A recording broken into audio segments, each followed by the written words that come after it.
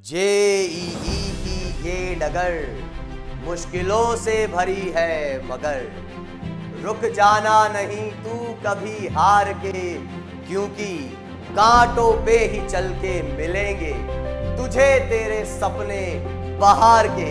तो मैं आपका बड़ा भाई निखिल धाबाई हाजिर हूं आपके सामने लेकर के मैथमेटिकल टूल्स का लेक्चर नंबर 8 और आप सभी का स्वागत करता हूं रफ्तार जेईई सीरीज में। तो दोस्तों, हमने मैथमेटिकल टूल्स को बहुत ही अच्छे से पढ़ा है और अब हम तैयार हो जाएंगे पूरी तरीके से फिजिक्स को पढ़ने के लिए इस लेक्चर को कंप्लीट करने के बाद। और हम स्टार्ट करेंगे rectilinear motion, units and measurement को हम देखेंगे एकदम लास्ट में और एकदम बढ़िया से हम ये कोर्स कवर अप करेंगे। और जैसे ही ये कोर्स खत्म होने को आएगा, इसके अंत तक आप पाओगे कि आप लोगों ने कितना कुछ सीख लिया है इस चैनल से, इस सीरीज से। ओके, और हमारा भी ये उद्देश्य है कि जिस बच्चे तक एजुकेशन नहीं पहुंच पा रही है, का चाहे कोई भी वजह हो, तो हम उस तक एकदम क्वालिटी एजुकेशन, क्वालिटी कंटेंट जो कि उसको पूरी तरीके से मदद करेगा एक बढ़िया रैंक लाने में किसी भी कॉम्पिटिटिव एग्जाम। हालांकि ये जेई है तो ऑब्वियसली जेई की बात करेंगे, पता लगे सर नीट के लिए तो नहीं कह रहे, नीट के लिए आपका पता है अलग से चैनल। तो हम अब शुरुआत करने जा रहे हैं आज के इस सेशन की। तो आज जो हम बात करेंगे वो हम करेंगे प्रोडक्ट ऑफ वेक्टर्स। तो हमने वेक्टर के साथ बहुत कुछ कर लिया, उसका एडिशन कर लिया है, उसका सब्ट्रैक्शन भी कर लिया है, कंपोनेंट यहां तक कि उसके टुकड़े भी देख लिए हैं, टुकड़े भी करना सीख लिया है। आज हम सीखेंगे कि वेक्टर क्या मल्टीप्लिकेशन कैसे होता है। और मल्टीप्लिकेशन के बाद शायद आपके मन में ये सवाल तो आ ही रहा होगा, सर वेक्टर का डिवीजन। तो यार वेक्टर का डिवीजन कभी नहीं होता है, डिवीजन कभी नहीं होता है। बट क्यों? क्योंकि यार डायरेक्शन अपॉन डायरेक्शन का कोई सेंस नहीं बनेगा। अच्छा, डायरेक्शन अपॉन डायरेक्शन का कोई सेंस नहीं बनेगा तो डायरेक्शन इनटू डायरेक्शन का सेंस कैसे बनेगा, वो खैर हम आगे देखेंगे। तो आप अभी एकदम तैयार हो जाइए, कुर्सी की पेटी बांध लीजिए, क्योंकि आज हम इसे करने वाले हैं खल्लास, खत्म। ओके, तो चलिए। तो ये हमारा एक होमवर्क क्वेश्चन था, पिछले सेशन का था, तो इसका मैं आंसर आपको बता देता हूं कैसे क्या करना है। तो यहां पे आपसे पूछा गया था कि minimum number of non coplanar vectors. तो जैसा कि आप जानते हैं दो वेक्टर हमेशा कोप्लेनर होंगे। ओके, तो minimum number of non coplanar vectors such that their sum can be zero. Non coplanar होने चाहिए और उनका सम जीरो हो। तो मिनिमम कितने वेक्टर्स आपको चाहिए? तो यहां ऑब्वियसली नॉन जीरो की हम बात कर ही रहे हैं वेक्टर। तो दो वेक्टर नॉन कोप्लेनर तो दो तो हो नहीं सकते, है ना। दूसरी बात, तीसरा वेक्टर अब मैं बनाऊंगा तो मुझे देखो, दो वेक्टर हमेशा कोप्लेनर होते हैं तो दो तो आंसर है नहीं। इसका मतलब तीसरा वेक्टर मुझे कुछ ऐसा लेना पड़ेगा बाहर निकलता हुआ। पॉलीगॉन लो, याद है ना, एक चार मतलब कितने भी वेक्टर हो यार, 3 हो 4 हो 5 हो कितने भी हो, head to tail head to tail head to tail जोड़ते जाओ और रिमेनिंग हेड और रिमेनिंग टेल को ज्वाइन करने पर जो वेक्टर आपको मिलेगा उसे ही हम कहते हैं रिजल्टेंट वेक्टर। तो यहां पर हम कह रहे हैं कि पहला वेक्टर ये था, दूसरा वेक्टर ये था, मान लीजिए तीसरा वेक्टर ये है, तो क्या ये इन दोनों के प्लेन में है? बिल्कुल नहीं, ये किसी और ही प्लेन में है। अब तीसरा वेक्टर जो आपके पास आ जाता है तो आप ये समझ पाओ कि इन तीनों वेक्टर का रिजल्टेंट जीरो नहीं आएगा। क्यों? क्योंकि ये तीन वेक्टर अगर आपने लिए तो रिजल्टेंट कुछ ऐसा बनेगा। तो आप खुद सोचिए कि तीन वेक्टर का रिजल्टेंट तो जीरो आ नहीं सकता। तो इसका मतलब चौथा वेक्टर अगर मैं ऐसा बना दूं, चौथा वेक्टर तीसरे वेक्टर का जो हेड है उसके हेड से चौथे वेक्टर का टेल जोड़ दूं और उसके हेड को पहले वेक्टर के टेल पे जोड़ दूं, तो ऐसा जाओ ऐसा जाओ ऐसा आओ और ऐसा जाओ, तो यहां पर आपके पास आंसर हो जाएगा ये। क्योंकि चार वेक्टर आपको कम से कम लगेंगे। देखो तीन तो नॉन के, तीन वेक्टर तो नॉन कोप्लेनर होंगे क्योंकि दो वेक्टर तो प्लेनर होते हैं, तो तीन वेक्टर क्या हो गए? ये नॉन कोप्लेनर, ये जीरो हो नहीं सकता। तो चौथा ले आओ, ऐसा यहां से यहां जोड़ दो, तो बात जिस पॉइंट से स्टार्ट हुए थे उसी पॉइंट पे पहुंच गए, तो रिजल्टेंट क्या हो जाएगा? जीरो। तो यहां पे आंसर आ जाएगा 4। और अब ही हम शुरुआत कर रहे हैं किसकी? अभी हम बात कर रहे हैं वेक्टर मल्टीप्लिकेशन की। तो दो तरीके का ये मल्टीप्लिकेशन होता है। एक होता है आपके पास स्केलर प्रोडक्ट, या फिर आप इसे डॉट प्रोडक्ट भी कह सकते हैं। दूसरा होता है आपका वेक्टर प्रोडक्ट, या इसको आप क्रॉस प्रोडक्ट भी कह सकते हैं। अब इसका मतलब ये नहीं कि ये स्केलर क्वांटिटीज का प्रोडक्ट है तो वो प्रोडक्ट ऑफ वेक्टर्स ही, लेकिन इस प्रोडक्ट का रिजल्ट जो है वो एक स्केलर क्वांटिटी आती है। इस प्रोडक्ट का रिजल्ट जो है वो एक वेक्टर क्वांटिटी आती है, इसीलिए इसको हमने कहा है वेक्टर प्रोडक्ट, क्योंकि इसका जो फाइनल रिजल्ट है वो एक वेक्टर क्वांटिटी है। कैसे, वो हम आगे देखेंगे। इसका फाइनल रिजल्ट एक स्केलर क्वांटिटी है, इसलिए इसको हम स्केलर प्रोडक्ट बोलते हैं। अब बिना किसी कंफ्यूजन के हम बढ़ते हैं आगे कि होता क्या है ना। अब एकदम आराम से सुनो पूरी कहानी। स्केलर प्रोडक्ट या डॉट प्रोडक्ट, इसको जनरली दिखाया या लिखा कैसे जाता है, तो जब भी अगर आप कुछ ऐसा लिखा हुआ पाते हैं कि दो वेक्टर है और उनके बीच में एक डॉट लगा हुआ है, तो इसको हम पढ़ेंगे a इंटू बी नहीं पढ़ेंगे, क्या पढ़ेंगे इसे पढ़ेंगे a डॉट बी। ठीक है सर, लेकिन यार अभी तक तो हम ऐसा ही बोलते थे कि अगर कुछ ऐसा लिख दो या ऐसा लिख दो या कुछ ऐसा लिख दो, हम तो इसको मल्टीप्लिकेशन ही समझते थे, है ना। लेकिन आप ये ध्यान रखो, अब से अगर दो वेक्टर के बीच में डॉट है तो इसको a इंटू बी नहीं पढ़ेंगे, क्या पढ़ेंगे a डॉट बी। ठीक है, पढ़ लेंगे। तो जब भी कुछ ऐसा लिखा हुआ दिख जाए तो इसको सॉल्व कैसे किया जाता है, इसका एक फॉर्मूला होता है। जी हाँ, फॉर्मूला होता है। क्या होता है फॉर्मूला? a का मैग्नीट्यूड। ठीक है सर, मैग्नीट्यूड मतलब ये वेक्टर नहीं बचा, अब सिर्फ a का मैग्नीट्यूड, ऐसे ही b का मैग्नीट्यूड, और फिर इन दोनों के बीच में जो एंगल है उसका कॉस। आई बात समझ में? हाँ, फॉर्मूला तो समझ में आया, लेकिन ये क्यों बनाया गया, कैसे, इस पे थोड़ा सा फील नहीं आई। मतलब फॉर्मूला तो आ गया समझ में कि ठीक है कुछ फॉर्मूला है, रटना है तो रट लेंगे, है ना। तो यहां पर थीटा क्या है वो समझो। थीटा क्या है? Theta it is the angle between, या लिख दे यहां पर कि theta is the angle between A and B. तो थीटा जो है वो ए और बी के बीच का एंगल है। ठीक है सर, ओके फाइन, ठीक है।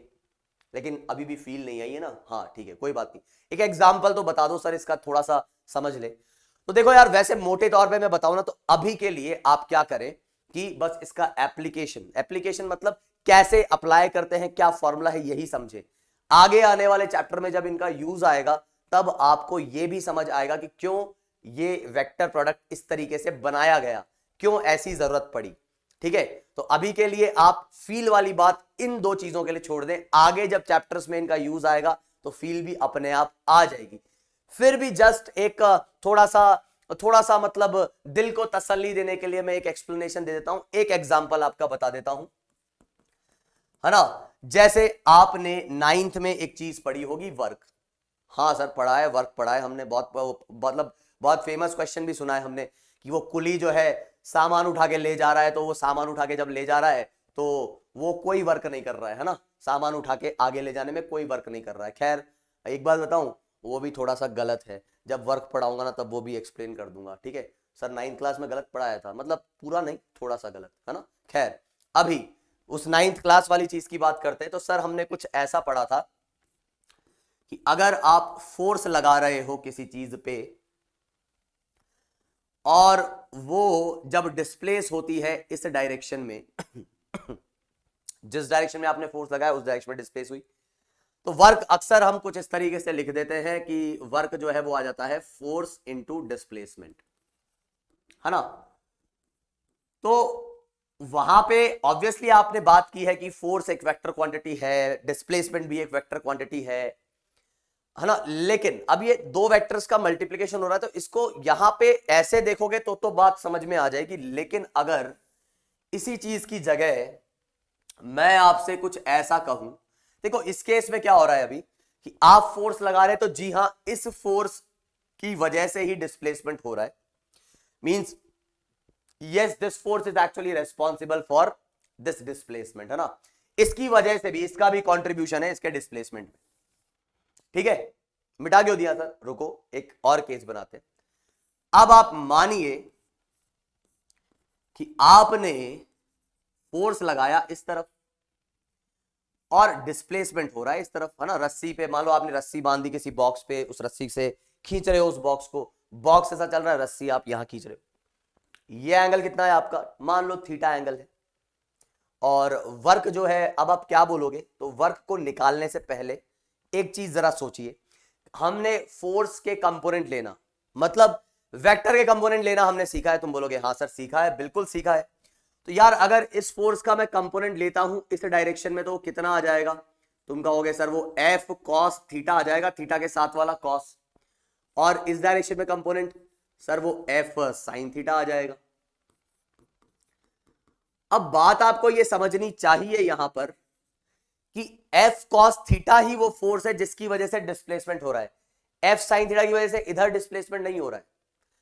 आप खुद समझो कि अगर आप फोर्स इस डायरेक्शन में लगा रहे हो तो डिस्प्लेसमेंट होता तो इस डायरेक्शन में होता, लेकिन यहां सर लेकिन यहां डिस्प्लेसमेंट क्यों नहीं हो रहा है फिर इस डायरेक्शन में, क्योंकि mg जो नीचे लग रहा है ना वो कैंसिल आउट कर रहा होगा। खैर वो आगे की बात है, लेकिन इतनी बात समझ जाओ इस डायरेक्शन के मोशन के लिए ये फोर्स बिल्कुल भी रेस्पॉन्सिबल नहीं है, ना के बराबर इसका इफेक्ट है इस डायरेक्शन के मोशन के लिए।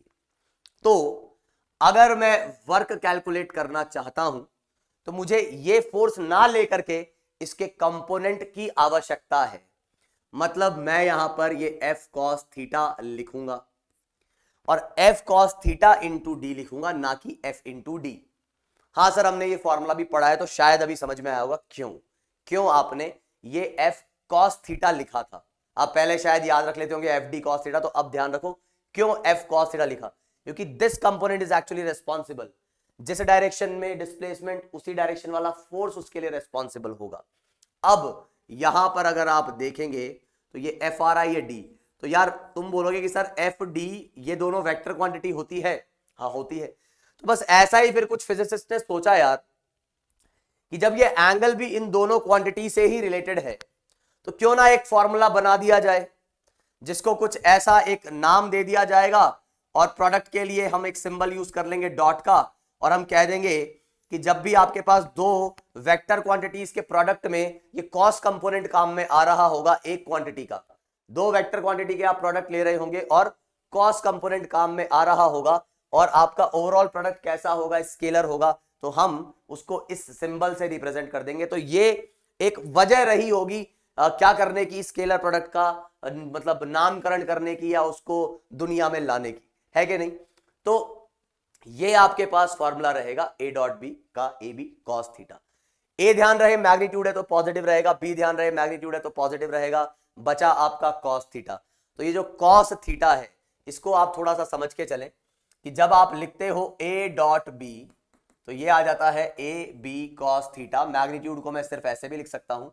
तो आप ये जानते होंगे कि कॉस थीटा की वैल्यू जो है वो जीरो भी हो सकती है, वो नेगेटिव भी हो सकती है, वो पॉजिटिव भी हो सकती है। तो ये बात आपको समझनी होगी कि डॉट प्रोडक्ट की वैल्यू भी पॉजिटिव, नेगेटिव, जीरो कुछ भी आ सकती है। जैसे कि अगर मैं कहता हूं अगर मैं कहता हूं कि थीटा जो है आपका 90 से छोटा है, थीटा जो है आपका 90 से छोटा है और 0 डिग्री से इक्वल या उससे बड़ा है, मतलब वो कैसा है, एक्यूट।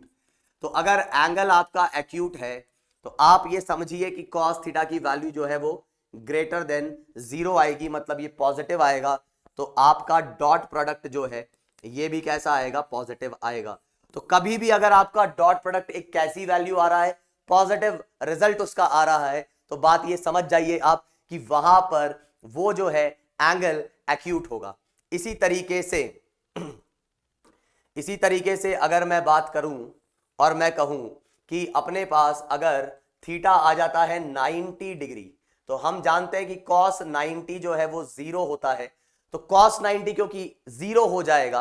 अच्छा ये पॉजिटिव क्यों आया, क्योंकि cos की वैल्यू पॉजिटिव हो गई, a और b तो पॉजिटिव रह नहीं है, इसलिए ओवरऑल रिजल्ट पॉजिटिव।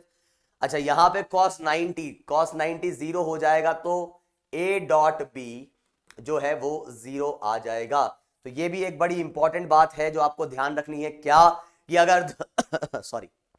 अगर दो वेक्टर्स एक दूसरे के परपेंडिकुलर हैं तो उनका डॉट प्रोडक्ट 0 आएगा। और इसी प्रकार जब हम बात करेंगे कि जब एंगल अपना जो है मान लीजिए 90 से बड़ा है और 180 से छोटा है और इसके इक्वल भी है, तो यहां पर cos थीटा की जो वैल्यू होगी वो लेस देन 0 आ जाएगी, मतलब ये एक नेगेटिव नंबर आ जाएगा। और cos थीटा की वैल्यू नेगेटिव, तो ये तो दोनों पॉजिटिव है, तो पॉजिटिव इंटू नेगेटिव ये आ जाएगा एक नेगेटिव नंबर। तो आपके पास जो वर्क आ जाएगा वो कैसा, सॉरी यार मैं वर्क बोल रहा हूं, आपके पास जो डॉट प्रोडक्ट आ जाएगा वो डॉट प्रोडक्ट आ जाएगा एक नेगेटिव वैल्यू। तो मैंने आपको ये बता दिया है कि कब वो पॉजिटिव होगा, कब वो नेगेटिव होगा। तो जब एंगल होगा एक्यूट, और यहां पर मैं कह दूं एंगल जब कैसा होगा अपने पास ऑब्ट्यूज, तो ऑब्ट्यूज एंगल पे क्या होना है, ऑब्ट्यूज एंगल पे नेगेटिव, 90 पे 0 एंड एक्यूट पे पॉजिटिव। क्लियर? तो मेरे हिसाब से ये कहानी आपको इतनी यहां तक समझ में आई होगी। तो अभी हम बात करने जा रहे हैं, जस्ट अ मिनट, ओके। तो अभी हम बात करने जा रहे हैं इस चीज पे, या फिर इसको इधर ही बता देता हूं। तो पॉइंट जो आपको ध्यान में रखने, तो पहला पॉइंट जो आपको ध्यान में रखना है, ये कैसा है, ये कॉम्यूटेटिव है। कॉम्यूटेटिव का मतलब क्या, कॉम्यूटेटिव का मतलब ये कि a इंटू बी और b इंटू ए, ये दोनों क्या आएंगे, ये इक्वल आएंगे। क्यों आएंगे, क्यों, sorry sorry sorry sorry, a dot B और b डॉट ए, देखो जिस चीज के लिए मना किया था मैं खुद वही बोल रहा हूं, इनटू करके बोल रहा हूं। तो a डॉट बी और b डॉट ए क्या आएंगे, ये जो है आपके इक्वल आएंगे। तुम बोलोगे सर क्यों, है ना। अब यार देखो ए बी कॉस थीटा, ये इसकी वैल्यू होगी, और इसकी वैल्यू होगी बी ए कॉस थीटा, ठीक है। तो ये दोनों ही रिजल्ट सेम है, तो इसलिए ध्यान रखिए कि यहां पर a डॉट बी लिखोगे b डॉट ए लिखो, कोई फर्क नहीं पड़ता है, एक ही बात है। और यहां जो मैं बात कहना चाहता हूं वो ये है कि यहां जब हम ए बी कॉस थीटा लिख रहे हैं, तो यहां सिर्फ और सिर्फ वैल्यू है, कोई डायरेक्शन नहीं है, इसलिए इसको बोलते हैं स्केलर प्रोडक्ट, ठीक है ना। इसलिए इसको क्या कह रहे हैं हम, स्केलर प्रोडक्ट बोल रहे हैं। साथ ही साथ डिस्ट्रीब्यूटिव लॉ, तो अगर आपके पास कुछ ऐसा लिखा हुआ है कि A dot B vector plus C vector, तो आप ये समझ लें कि इसको आप ऐसा भी लिख सकते हो, जैसे आप नॉर्मल मल्टीप्लाई करते थे ना, वैसे ही A dot B plus A dot C, मतलब इसमें मेरे हिसाब से कोई तकलीफ नहीं होगी। लेकिन कुछ बच्चे बोल रहे होंगे यार सर ये तो होता ही है यार, 2 इंटू 3 लिखोगे, 3 इंटू 2 लिखो, एक ही बात है। लेकिन अभी हम जो वेक्टर प्रोडक्ट देखेंगे ना, वहां पे आप चक्कर खा जाओगे, वहां पे आप बोलोगे कि अरे 2 into 3 is not equals to 3 into 2, कैसे, वो बात करेंगे वहां पे। खैर अभी के लिए हम ये ध्यान रखें कि A dot B is equals to B dot A and it follows distributive law. साथ ही साथ अगर दो वेक्टर्स के बीच में आपको एंगल निकालना है, तो आप कैसे निकालेंगे, बहुत ही सिंपल तरीका है। आप जैसा कि जानते हैं कि ए डॉट बी की वैल्यू क्या आती है, आप बोलोगे सर वो आती है ए बी कॉस थीटा। तो अगर मुझे एंगल निकालना है तो कॉस थीटा की वैल्यू क्या आ जाएगी, कॉस थीटा की वैल्यू आ जाएगी A dot B upon A B. अब तुम बोलोगे ये क्या बेवकूफ बना रहे हो सर, ए डॉट बी की वैल्यू कैसे निकालेंगे फिर, वो देखते हैं ना यार, वो देखते हैं, अभी आगे देखते हैं, टेंशन ना लो। लेकिन ये याद रखना, ऐसा मान लो कि चलो किसी और तरीके से मुझे ए डॉट बी की वैल्यू पता है, ए का मैग्नीट्यूड पता है, बी का मैग्नीट्यूड पता है, तो मैं क्या कर सकता हूं, मैं उन दोनों वेक्टर्स के बीच का एंगल बड़े आसानी से निकाल सकता हूं, ठीक है। और फिर हमारे पास बात है component of one vector on the other vector. तो एक दूसरे वेक्टर पे अगर एक वेक्टर का मुझे क्या लेना है, कंपोनेंट लेना है, तो क्या किया जाएगा। तो ध्यान से सुने एक बार, मान लीजिए ये अपना वेक्टर है कौन सा, बी, और ऐसे ही ये एक वेक्टर है हमारा क्या, ए, ठीक है। मुझे क्या करना है, मुझे जो है ए का कंपोनेंट लेना है बी पे। तो बी पे अगर मुझे को कंपोनेंट लेना है तो मैं क्या करूंगा, याद है वो कंपोनेंट वाली बात, कंपोनेंट जब भी हम लेते हैं तो क्या करते हैं, परपेंडिकुलर डालते हैं। तो ये लो डाल दिया परपेंडिकुलर, तो जैसे ही तुमने परपेंडिकुलर डाला तो इसका एक कंपोनेंट आएगा इधर, इसका जो प्रोजेक्शन आएगा। तो अगर ये एंगल आपको पता है थीटा, तो ए का ये वाला कंपोनेंट कितना आएगा, ए कॉस थीटा, ठीक है। जिसको नहीं पता है वो कैसे आया वो जानने के लिए पिछला लेक्चर जाके कंपोनेंट वाला पार्ट एक बार देख ले। तो यहां पर अगर आप देखेंगे तो कॉस थीटा, हम क्या बोल रहे हैं कि A B is equals to A B cos, A dot B is equals to A B cos theta. तो ए कॉस थीटा जो है उसे ही हमने कहा है component of vector A on B. तो यहां से ए कॉस थीटा की वैल्यू कितनी आ जाएगी, ये आ जाएगी A dot B upon B. तो ए कॉस थीटा की जो वैल्यू आएगी वो आएगी A dot B upon B. Clear है ये बात। तो मेरे हिसाब से यहां तक चीजें समझ में आ रही होंगी। तो सर क्या इस तरीके से बी का भी कंपोनेंट हम ए पे नहीं निकाल सकते क्या, हाँ यार निकाल सकते हो। कितना आएगा, बी कॉस थीटा। अच्छा बी कॉस थीटा आएगा मतलब मैं ऐसा बोल दूं A dot B upon A, हाँ बिल्कुल। तो ये क्या है आपका, this is the component, this is the component of A on B. बस उसका मैग्नीट्यूड लिखा है हमने। आई क्या बात समझ में। तो ये बहुत ही बेसिक सी चीजें हमारी हो गई और अभी हम बढ़ते हैं आगे, ठीक है, तो आगे हम बढ़ते हैं और बात करते हैं एक बार इस चीज के बारे में। मान लीजिए मुझे कोई कहता है कि बताओ यार ए डॉट ए कितना होगा, मैं बोलूंगा ए डॉट ए, मैं बोलेगा हाँ भाई ए डॉट ए। चलो देखते हैं, ए का मैग्नीट्यूड, दूसरा भी ए ही है तो उसका मैग्नीट्यूड, और ए मतलब एंगल दोनों के बीच में जीरो है भाई, दोनों वेक्टर सेम मतलब दोनों का डायरेक्शन सेम, तो एंगल कितना हो गया जीरो, तो कॉस जीरो, कॉस जीरो कितना होता है 1, तो ये कितना आ गया ए स्क्वायर। तो ये ध्यान रहे कि अगर आपके पास ए डॉट ए लिखा है तो वो ए स्क्वायर होगा, ठीक है ना। और आप ये भी जान लें, इसको मैं यहां लिख देता हूं ए स्क्वायर, तो चाहे आपके पास ए वेक्टर का स्क्वायर लिखा हो, ए स्क्वायर लिखा हो या ए डॉट ए लिखा हो, ये एक ही बात है, ये क्या है, एक ही बात है। इसी प्रकार मान लो अगर आपके पास कुछ ऐसा लिखा है a प्लस बी वेक्टर का स्क्वायर, कोई बोले ये कैसे निकालोगे, तो यार ये क्या लिखा हुआ है, ये एक तरीके से लिखा हुआ है a, ये पहला वेक्टर a प्लस बी भी तो एक वेक्टर होगा, और उसी को डॉट ले लेना है दूसरे वेक्टर से, तो किसी वेक्टर का स्क्वायर मतलब उस वेक्टर का डॉट प्रोडक्ट। अब मैं क्या कह रहा हूं, अब मैं यहां पे आपको ये कह रहा हूं कि यहां क्या करोगे आप, ए का ए से डॉट लोगे तो वो आ जाएगा ए स्क्वायर, ए का बी से डॉट लोगे तो वो आ जाएगा ए डॉट बी, फिर बी का ए से डॉट लोगे तो वो आ जाएगा बी डॉट ए, और फिर बी का बी से डॉट लोगे तो आ जाएगा बी स्क्वायर। तो यहां पर ये आ जाएगा A square plus B square plus A dot B dot A, तो इसको आप लिख सकते हैं 2a डॉट बी, क्योंकि बी डॉट ए भी क्या है, वो ए डॉट बी के इक्वल ही है, कॉम्यूटेटिव वाली बात। तो ये चीज आप ध्यान रखना कि अगर कभी दो वेक्टर के एडिशन का ऐसा स्क्वायर करके लिखा हो तो आप ऐसा करके भी कुछ लिख सकते हैं। बात समझ में मेरे हिसाब से आपको आई होगी, क्लियर। तो एक और चीज बताऊं क्या, बताओ सर, देखो जरा कमाल, अभी कमाल, हाँ कमाल, ए प्लस बी क्या होता है भाई, सर a प्लस बी इसका कुछ रिजल्टेंट होता होगा, तो r बोल देते हैं चलो इसको। तो ये क्या लिखा हुआ है सर, r वेक्टर का स्क्वायर लिखा हुआ है। अच्छा r क्या है सर, रिजल्टेंट है। अच्छा इधर क्या लिखा है, सर इधर लिखा है A square plus B square plus 2ab cos theta, ab cos theta. अच्छा इसको मैं आर स्क्वायर लिख दूं क्या, लिख दो, क्या दिक्कत है सर, आर वेक्टर का स्क्वायर, किसी भी वेक्टर का स्क्वायर मतलब उस वेक्टर का स्क्वायर, मतलब उसके मैग्नीट्यूड का स्क्वायर भी हो ही जाएगा वो। अच्छा आर को मैं ऐसा लिख दूं क्या, रूट लगा के, चमका गया कुछ, कुछ चमका, कुछ दिख रहा है, कुछ दिखा, कुछ याद आया तुम्हारे पिछले जन्मों वाली बातें, मतलब पिछले सेशनों वाली बातें। अरे सर ये तो ट्राइंगुलर लॉ है अपना, ट्राइंगुलर लॉ वेक्टर एडिशन है, हाँ है ना। तो एक और तरीके से मैंने वो बात बता दी, नहीं मतलब हो लग रहा होगा कुछ लोग और ऐसा कैसे हो गया, ये पता नहीं क्या लिख दिया, गलत है शायद, गलत है, तो बता दिया भाई, ठीक है। तो ध्यान रखना है ना, अब ऐसा कुछ नहीं, कुछ रटने वाली बात है, जस्ट एक और तरीका आपको बताया है वो आर की वैल्यू निकालने का, है ना, बिना ट्राइंगुलर लॉ वेक्टर एडिशन के। आई बात समझ में, तो यहां तक मेरे हिसाब से बात आपको क्लियर है। तो अभी हम एक सवाल कर लेते हैं, ठीक है।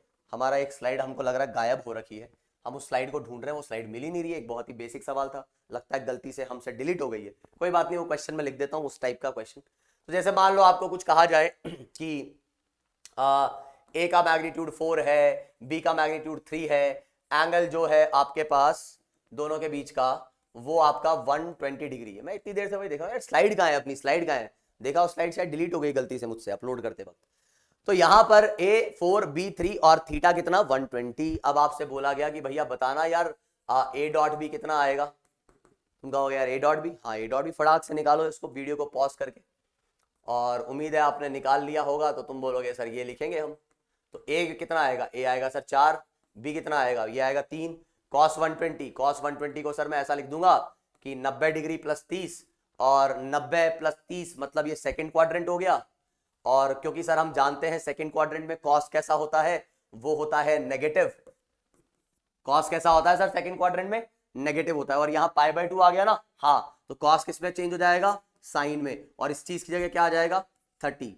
अब जो बच्चा शायद आज पहली बार ये चीज देख रहा है, उसको अगर ये बात नहीं समझ आई हो तो जाके जो है ना आप पहला लेक्चर देख लेना मैथमेटिकल टूल्स का, आपको ये बात क्लियर हो जाएगी। वहां कहीं बीच में आपको कन्वर्जन वाली बात मिल जाएगी कि कैसे कन्वर्ट करते हैं। तो यहां पर 4 इंटू 3 ये आ गया आपका 12, और ये आ जाएगा साइन 30 होता है हाफ, लेकिन माइनस साइन के साथ, तो ये आ जाएगा -6। तो ये आपका जो डॉट प्रोडक्ट है वो क्या आ चुका है, वो आ चुका है एक नेगेटिव नंबर। आना भी चाहिए क्योंकि एंगल यहां पर क्या था, ऑब्ट्यूज। चलो आगे बढ़ते हैं, आगे बढ़ते हैं और बात करते हैं अभी हम किस बारे में, कि अगर अब यूनिट वेक्टर्स का डॉट प्रोडक्ट लिया जाए, जैसा कि आप जानते हो आई कैप, जे कैप और के कैप यूनिट वेक्टर्स होते हैं एक्स वाई और जेड के अलोंग। तो अगर यूनिट वेक्टर्स का डॉट प्रोडक्ट लिया जाए, जैसे कि किसी ने कहा कि सर यार जरा बताना ये आई डॉट आई कितना होगा, तो मैंने कहा यार आई डॉट आई, तुम बोलोगे हाँ सर आई डॉट आई, तो यार आई का मैग्नीट्यूड, सर ये तो यूनिट वेक्टर था ना, और यूनिट वेक्टर का तो मैग्नीट्यूड 1 होता है। हाँ यार बिल्कुल, तो यूनिट वेक्टर था तो इसका मैग्नीट्यूड कितना, 1, इसका भी मैग्नीट्यूड 1 ही आ जाएगा, और दोनों एक ही तो डायरेक्शन में है, तो एंगल कितना आ जाएगा, 0 आ जाएगा। तो cos 0 की वैल्यू भी 1, तो ये कितना आ गया, ये आ गया 1। तो यहां पर आई डॉट आई जो है आपके पास क्या आ जाएगा, 1 आ जाएगा। अच्छा सर, तो इस तरीके से तो फिर जे डॉट जे एंड के डॉट के भी 1 आ जाना चाहिए। बिल्कुल बिल्कुल आएगा ही आएगा, उसमें कोई दो राय है ही नहीं कि यहां पर जो है अपना जे डॉट जे एंड के डॉट के इज ऑल्सो 1। आ रही है बात समझ में? तो यहां पर अपना, हाँ ठीक है। तो हम क्या कह रहे हैं अब कि सर अगर आई डॉट जे मैंने ले लिया, आई डॉट जे, अब बताओ सर, चलो देखते हैं यार, कोशिश करते हैं। आई का मैग्नीट्यूड क्या होता है, तुम कहोगे सर 1 होता है क्योंकि यूनिट वेक्टर है। जे भी क्या है सर, यूनिट वेक्टर है यार, तो इसका मैग्नीट्यूड भी क्या होगा, 1 होगा ऑब्वियसली। और सर दोनों के बीच का एंगल कितना है, 90 है। तो 90 कैसे आया सर, लेकिन यार आपको पता है ना कि ये आई कैप मतलब एक्स, पॉजिटिव एक्स वाली डायरेक्शन, जे कैप मतलब पॉजिटिव वाई वाली डायरेक्शन, तो दोनों के बीच का एंगल 90 डिग्री, तो इसलिए ये कितना आ गया 90, और cos 90 क्या होता है, 0। तो आई डॉट जे जो है वो आपका क्या आ गया, 0। ऐसे तो सर फिर कोई भी दो वेक्टर्स जो परपेंडिकुलर होते हैं वो 0 आ जाएगा, तो जे डॉट के भी 0 आ जाएगा, और आई डॉट के भी 0 आ जाएगा। बिल्कुल सही बात है, एकदम सही बात है, इसमें कोई दिक्कत नहीं है। आगे बढ़ा जाए और एक सवाल किया जाए, बहुत ही बेसिक सवाल, जो आपको कह रहा है कि यहां पर ए जो है वो आपको दिया गया है 4 आई कैप, बी जो है वो आपको दिया गया है 5 J cap, then find the value of A dot B. Simple है सर, 4 5, लेकिन आई कैप और जे कैप है सर, तो ए डॉट बी जब मैं लिखूंगा तो ए का मैग्नीट्यूड 4, बी का मैग्नीट्यूड जो है 5। अच्छा सर इनके बीच में कौन सा अरे यार ये तो स्केलर नंबर्स है ना, इनका तो नॉर्मल वाला मल्टीप्लिकेशन होगा। ऐसा मत सोचना सर वो ए बी और cos थीटा के बीच में कौन सा, वो तो नंबर्स है, नॉर्मल स्केलर है, तो उनका तो नॉर्मल मल्टीप्लिकेशन होगा। तो 4 5 और ये एंगल cos 90 है ना, इतना करने की जरूरत नहीं थी, आपको समझ में आना चाहिए, दोनों परपेंडिकुलर है, तो आंसर क्या आ जाएगा, 0 आ जाएगा। अच्छा आंसर 0 आ जाएगा। तो ऐसा कुछ होता तो सर, जैसे मान लीजिए मैं कुछ लिख देता कि 4 आई कैप डॉट 3 आई कैप, तुम बताओ क्या लगता है? सर मुझे तो ये लगता है कि 4 आई कैप का जो मैग्नीट्यूड है वो 4 आएगा। बिल्कुल सही, एकदम सही। सर 3 आई कैप का 3 आएगा, एकदम बढ़िया। और आई कैप आ रहे हैं, इसका मतलब एंगल cos 0 आएगा, तो ये 12 आ जाएगा। हाँ एकदम सही यार, कोई टेंशन नहीं। तो सर ऐसा बोल दूं क्या कि अगर आई आई होगा तो बस उनके कोएफिशिएंट को मल्टीप्लाई करके खुश रहो? बिल्कुल। अब देखो, अब तुम खुद कह रहे हो ना कि 4 और 3 ये 12 आएगा। अब बताओ बच्चे क्या बोलते हैं, सर वो आई कहां गया, सर वो आई कहां गया, हमको ये समझ नहीं आ रहा। और इवन कई बच्चे पहली बार जब वेक्टर पढ़ते हैं तो एग्जाम में आंसर भी वो 4 आई कैप 3 आई कैप को 12 आई कैप लिखे आते हैं। अरे नहीं मेरे भाई, 12 आई कैप नहीं आएगा, आई आई तो 1 हो जाता है, तो यहां से 12 आएगा, स्केलर है, ठीक है। अच्छा सर एक चीज बताओ, हाँ यार पूछो। सर हाँ सर अगर ये माइनस हो जाता तो, अब बताओ यार, माइनस हो जाता तो क्या दिक्कत है, इसका मैग्नीट्यूड, हाँ इसका मैग्नीट्यूड तो सर प्लस आएगा। क्यों मेरे भाई?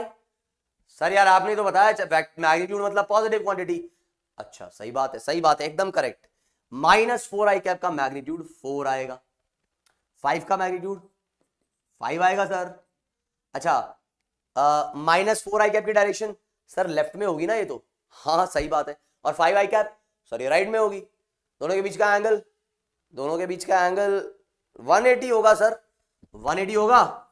अरे हाँ सर, और 180 की वैल्यू cos 180 की नहीं पता सर -1 होती है। कितनी होती है? -1। तो -1 रखोगे तो कितना आ जाएगा? -20। अरे सर ये तो अभी भी ऐसा ही दिख रहा है कि यार जैसे कि मैग्नीट्यूड मल्टीप्लाई, मतलब सॉरी कोएफिशिएंट मल्टीप्लाई हो गए हो। हाँ क्या दिक्कत है? तो -4 साइड में ले लो, 5 साइड में ले लो। -4 और 5 तो स्केलर नंबर थे, तो -4 और 5 20 हो गया, और i डॉट आई 1 हो गया। ऐसे लिख लो भाई। इस चीज को तुम ऐसे भी तो लिख सकते थे, -4 साइड में निकाला, बाजू में तुमने ये निकाला, और अंदर क्या रह गया? i डॉट आई, जो 1 हो गया, और ये क्या हो गया? -20। तो कैसे भी देख लो रिजल्ट ही आ जाएगा। लेकिन बात ये ध्यान रखो, जो फाइनल रिजल्ट दिख रहा है वो ये दिख रहा है कि भाई कोएफिशिएंट को मल्टीप्लाई कर दो, चाहे पॉजिटिव पॉजिटिव हो, नेगेटिव नेगेटिव हो, कि पॉजिटिव नेगेटिव हो। नहीं है ना बात समझ में? पॉजिटिव पॉजिटिव हो, पॉजिटिव नेगेटिव हो, या नेगेटिव नेगेटिव हो, कोई फर्क नहीं पड़ता है, आपको सिर्फ कोएफिशिएंट को मल्टीप्लाई कर देना होता है। सर आई और जे वाले में वो तो बता दिया ना, इधर 0। हाँ बता दिया कि नहीं बता दिया? आई के वाले में सर अरे 0 होगा यार, 90 डिग्री जहां भी आ जाएगा 0 हो जाएगा। ठीक है sir, now I am very ready. अच्छा चलो, तो एक चीज और देख लेते हैं। एक क्वेश्चन करने से पहले वैसे तो मैं सोच रहा था क्वेश्चन डायरेक्ट दे ही दूं, लेकिन मैंने कहा नहीं यार बता देते हैं। तो अब वेक्टर जो है आई कैप, जे कैप और के कैप के टर्म्स में भी हमने सीखा है पिछली क्लास में। तुम बोलोगे हाँ एकदम सीखा है सर, ऐसे कैसे भूल जाएंगे, है ना, ऐसे कैसे भूल जाएंगे सर, सीखा है। तो ये है ए x I cap, A Y J cap, और ऐसे ही आपका ये है ए जेड के कैप। ऐसे ही हमारा जो दूसरा वेक्टर है वो है कितना? वो है अपना V B X I cap, B का वाई कंपोनेंट, और ऐसे ही जो है अपना इसका z कंपोनेंट। अब कोई कह दे कि भैया ओ भैया क्या आप निकाल सकते हैं a डॉट बी? तो तुम बोलोगे हाँ हाँ हाँ हम निकाल सकते हैं a डॉट बी। हमको हमारे सर ने बताया था कि a का मैग्नीट्यूड, इस वेक्टर का मैग्नीट्यूड सर हमको पता है, आप कुछ मत बोलना, हमको पता है, आप मत बोलना, हम बोलेंगे। मैं कहा चलो बोलो यार बोलो।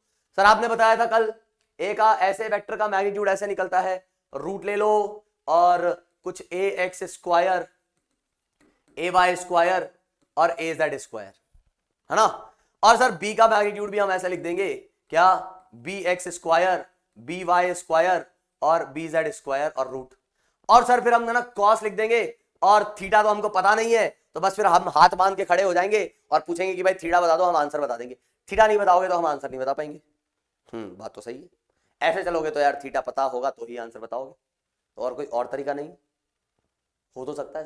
क्या तरीका है? अभी क्या सीखा हमने? सर अभी हमने सीखा कि आई का डॉट प्रोडक्ट, आई जे का डॉट प्रोडक्ट, और आई के ऐसे ये डॉट प्रोडक्ट वाली बात सीखी हमने यूनिट वेक्टर्स की। तो क्या हमने वो अप्लाई करी? नहीं। तो उस तरीके से देखें। हाँ तो ये बात ध्यान रखो, अगर किसी के दिमाग में डाउट आ रहा होगा कि सर ऐसा क्यों नहीं लिख सकते, लिख सकते हैं यार, ऐसा नहीं कि ये फॉर्मूला गलत है, फॉर्मूला सही है, लेकिन उसके लिए आपको क्या पता होना चाहिए? थीटा पता होना चाहिए। इसलिए हम ऐसा नहीं लिखेंगे अभी, क्योंकि हमें जो नॉलेज है वो इसकी है।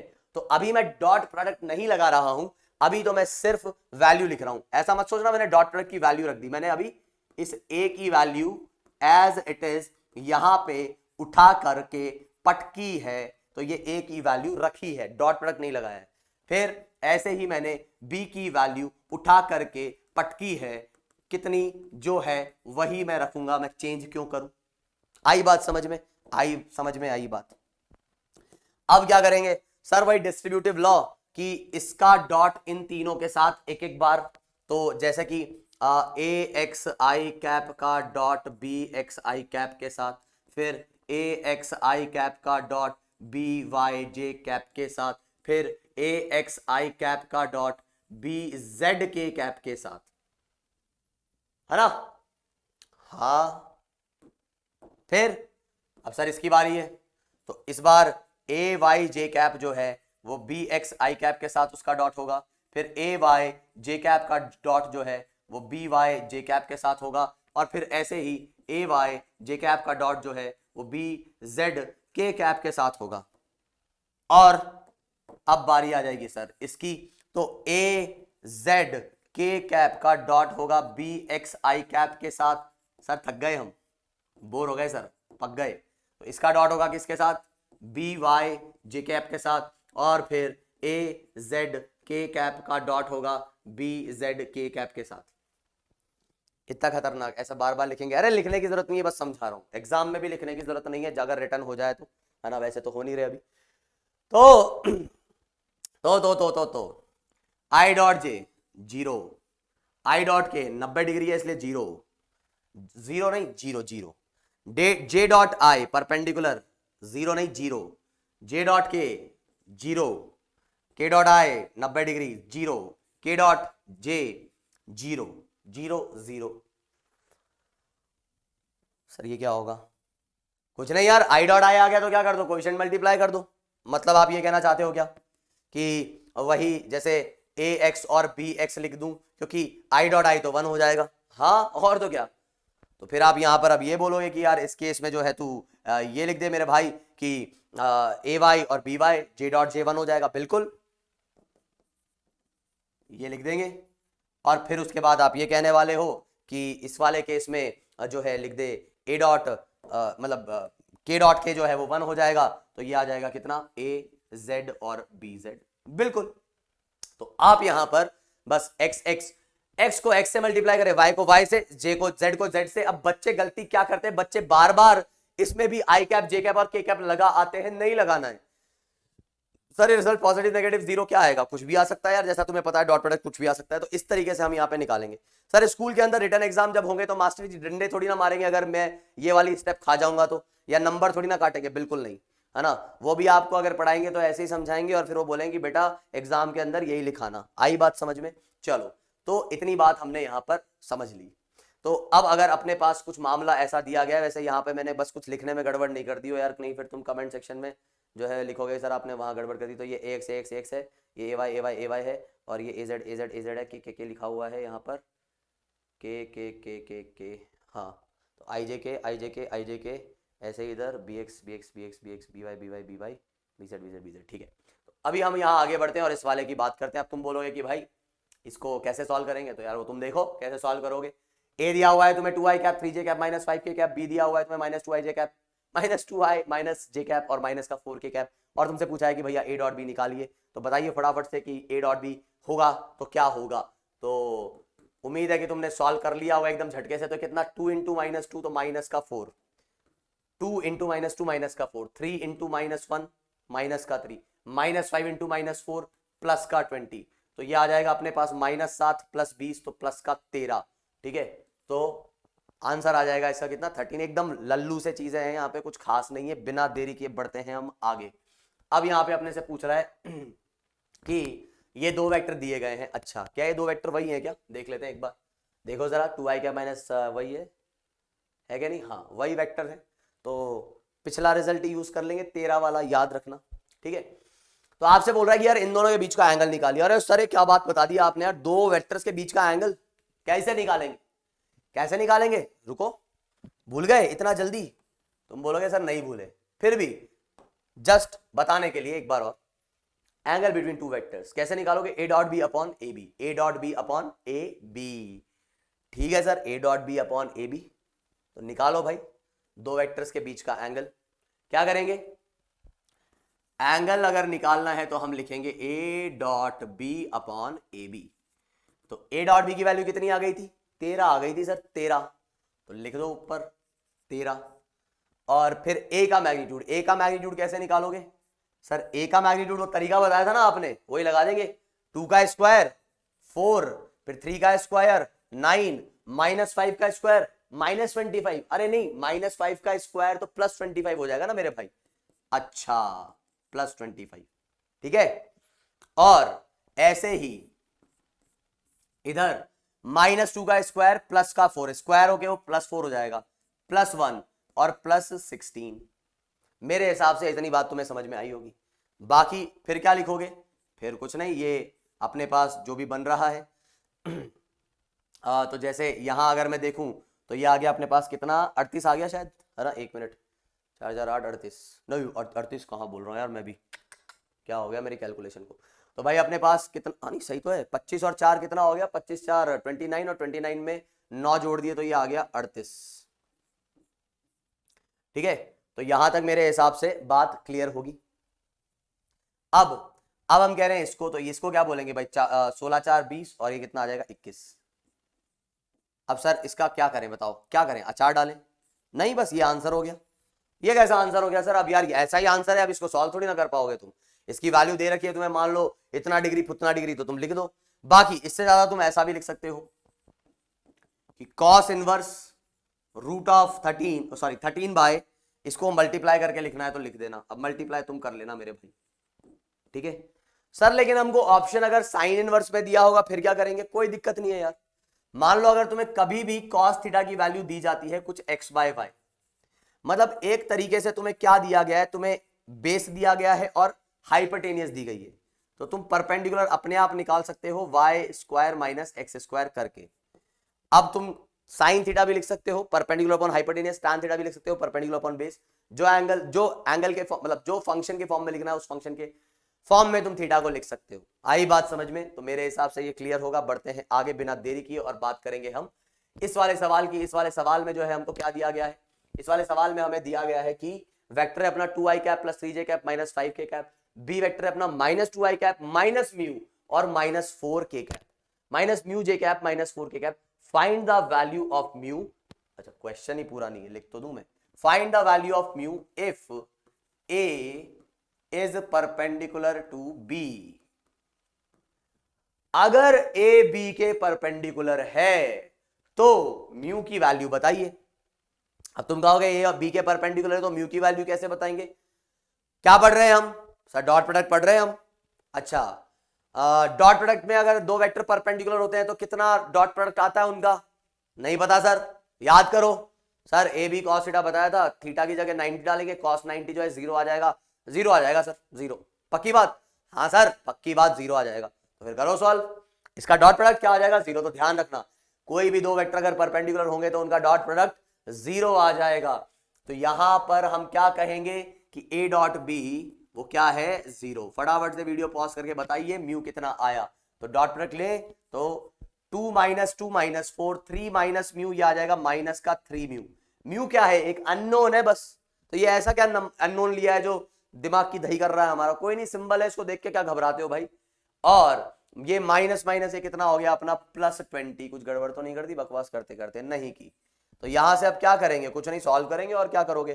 तो ये 20 और ये 4, ये तो कितना हो गया? 16। इस 3 को ले जाओ उधर, तो 20 माइनस 4 16, 3 इधर, तो म्यू की वैल्यू कितनी आ गई? 16/3। खत्म। इस तरीके से तुम्हारा क्या मिल जाएगा? म्यू मिल जाएगा। एकदम लल्लू पंजू टाइप की चीजें हैं, इसमें कुछ खास नहीं है। बिना देरी करिए बढ़ते हैं आगे और बात करते हैं अब हम वेक्टर प्रोडक्ट की। कौन से प्रोडक्ट की? वेक्टर। अच्छा एक और चीज सुन लेते हैं, एक और चीज यहां पर देख लेते हैं हम। जैसे कि ये वाला सवाल था, तुम बोलोगे हाँ था तो सही, ये वाला सवाल था सर। अब इसमें अगर मैं तुमसे बोलूं कि यार इस ए और बी के बीच का जरा जो है ना कंपोनेंट, ए का कंपोनेंट बी पे निकाल के बता दो। हाँ सर आपने कंपोनेंट की भी तो बात कही थी, तो क्या निकाल के बता दो? ए का कंपोनेंट बी पे निकाल के बता दो। ठीक है, इसको कॉपी मार लेते हैं। तो यहां पर ये हमने मारा कॉपी और इधर से थोड़ा गायब कर देते, कलर वलर मैच करवा के। तो हमने क्या कहा कि हमारे को 1 मिनट, ये अपना मामला सेट है इधर पूरा, इधर कॉपी ले लिया अपन ने। और अभी हम क्या कह रहे हैं कि ए डॉट भी अपना कितना आ चुका है? 1 मिनट, ये यार ये काम में आएगा अपने, है ना? तो इधर साइड में लिख देता हूं मैं। ठीक है, अपने को ए और बी का कंपोनेंट। ठीक है, तो अब सुनो, चलो हटाओ यार, वैसे देख हमको काम में क्या आ रहा है। यहां पे अपने से क्या पूछा है वो सुनो कि ए और बी, तो आपसे पूछा है देन फाइंड द क्या पूछा गया है? Find the component of A vector on B. तो ए वेक्टर का कंपोनेंट निकाल लिए। अब बात आप ये समझिए कि मान लीजिए ये आपका बी वेक्टर था और ये आपका ए वेक्टर था और आपको निकालने को बोला गया है कंपोनेंट। तो कंपोनेंट का मतलब आपको सीधे पता है कि आप क्या करेंगे? परपेंडिकुलर डालेंगे। तो आपका जो है ये वाला जो हिस्सा आएगा ये कंपोनेंट आएगा, मतलब ए कॉस थीटा। सीधी सी बात क्या है? ए कॉस थीटा। और ए कॉस थीटा बड़े आसानी से आप ये जानते हैं कि इसकी वैल्यू आ जाएगी a dot B upon B. अच्छा, कई लोग इसको ऐसा भी लिख देते हैं कि a dot B cap. O B cap कैसे सर? अबे देखो, B vector upon magnitude B cap आएगा। हाँ ठीक है सर, अभी समझ में आ गई बात, है ना। तो a डॉट बी कितना था मेरे भाई? a डॉट बी था 13 और b कितना आया था अपने पास? वो आया था 21। तो ये लो, ये हो गया कंपोनेंट खत्म, बस ये हो गया कंपोनेंट। सर लेकिन वेक्टर का कंपोनेंट तो एक वेक्टर क्वांटिटी होती है ना। अरे उसका सिर्फ वैल्यू लिखा है हमने, डायरेक्शन तो लिख दे। डायरेक्शन क्या होगा? डायरेक्शन बी के अलोंग आ रहा है, मतलब बी कैप। हाँ बी कैप, तो बी कैप कैसे निकालेंगे? वेक्टर अपॉन इट्स मैग्नीट्यूड और चिपका दो तो वेक्टर फॉर्म में आ जाएगी वो बात। उम्मीद है समझ पा रहे होंगे। सर नहीं समझ में आया, एक बार थोड़ा स्लो बोलो। देखो इसकी डायरेक्शन किधर आ रही है? बी कैप के अलोंग आ रही है सर। बी की जो डायरेक्शन है वही इसकी डायरेक्शन है ना। और डायरेक्शन को किससे रिप्रेजेंट करते हैं? यूनिट वेक्टर से। तो बी का यूनिट वेक्टर निकाल सकते हो। हाँ सर, वेक्टर को उसके मैग्नीट्यूड से डिवाइड कर देंगे तो चिपका दो बस यहाँ पे। ये मैग्नीट्यूड है, ये डायरेक्शन। सर लेकिन अगर ये वैल्यू नेगेटिव आ गई तो? ये वैल्यू नेगेटिव आ गई, बात सही है। ये वैल्यू नेगेटिव आ गई, इसका मतलब कुछ ऐसा होगा, बी और ये ए कुछ ऐसा होगा, ऑब्ट्यूज बना रहा होगा, मतलब ए कॉस थीटा की डायरेक्शन कुछ ऐसी आएगी। तो सर अब तो ये माइनस बी कैप के अलोंग आ रहा है ना सर, ध्यान से सुनना। अगर एंगल ऑब्ट्यूज है तो ए कॉस थीटा कुछ ऐसा आएगा। तो सर ये तो बी के अपोजिट आ रहा है, तो कोई बात नहीं। अगर ये वैल्यू नेगेटिव आ जाएगी, तुम बी कैप चिपकाओगे तो बी कैप के आगे एक नेगेटिव साइन, यही तो बता रहा है कि अपोजिट डायरेक्शन में। कोई टेंशन है ही नहीं। हाँ क्लियर है सर, क्लियर है ना? क्लियर? अरे एकदम सर, एकदम बढ़िया से। चलो तो हम अब बढ़ते हैं आगे और बात करते हैं हमारे वेक्टर क्रॉस प्रोडक्ट की। कितना टाइम हुआ भाई? क्या बात है। तो अब हम बात करेंगे वेक्टर प्रोडक्ट और क्रॉस प्रोडक्ट की। तो अगर डॉट लिखा हुआ दिखता है दो वेक्टर्स के बीच में तो उसको ए डॉट बी पढ़ा जाएगा और उसे वेक्टर प्रोडक्ट या डॉट प्रोडक्ट कहा जाएगा। स्केलर प्रोडक्ट या डॉट प्रोडक्ट कहा जाएगा। क्रॉस प्रोडक्ट कैसा होता है? क्रॉस प्रोडक्ट होता है A cross B. A cross B क्या फॉर्मूला रहेगा?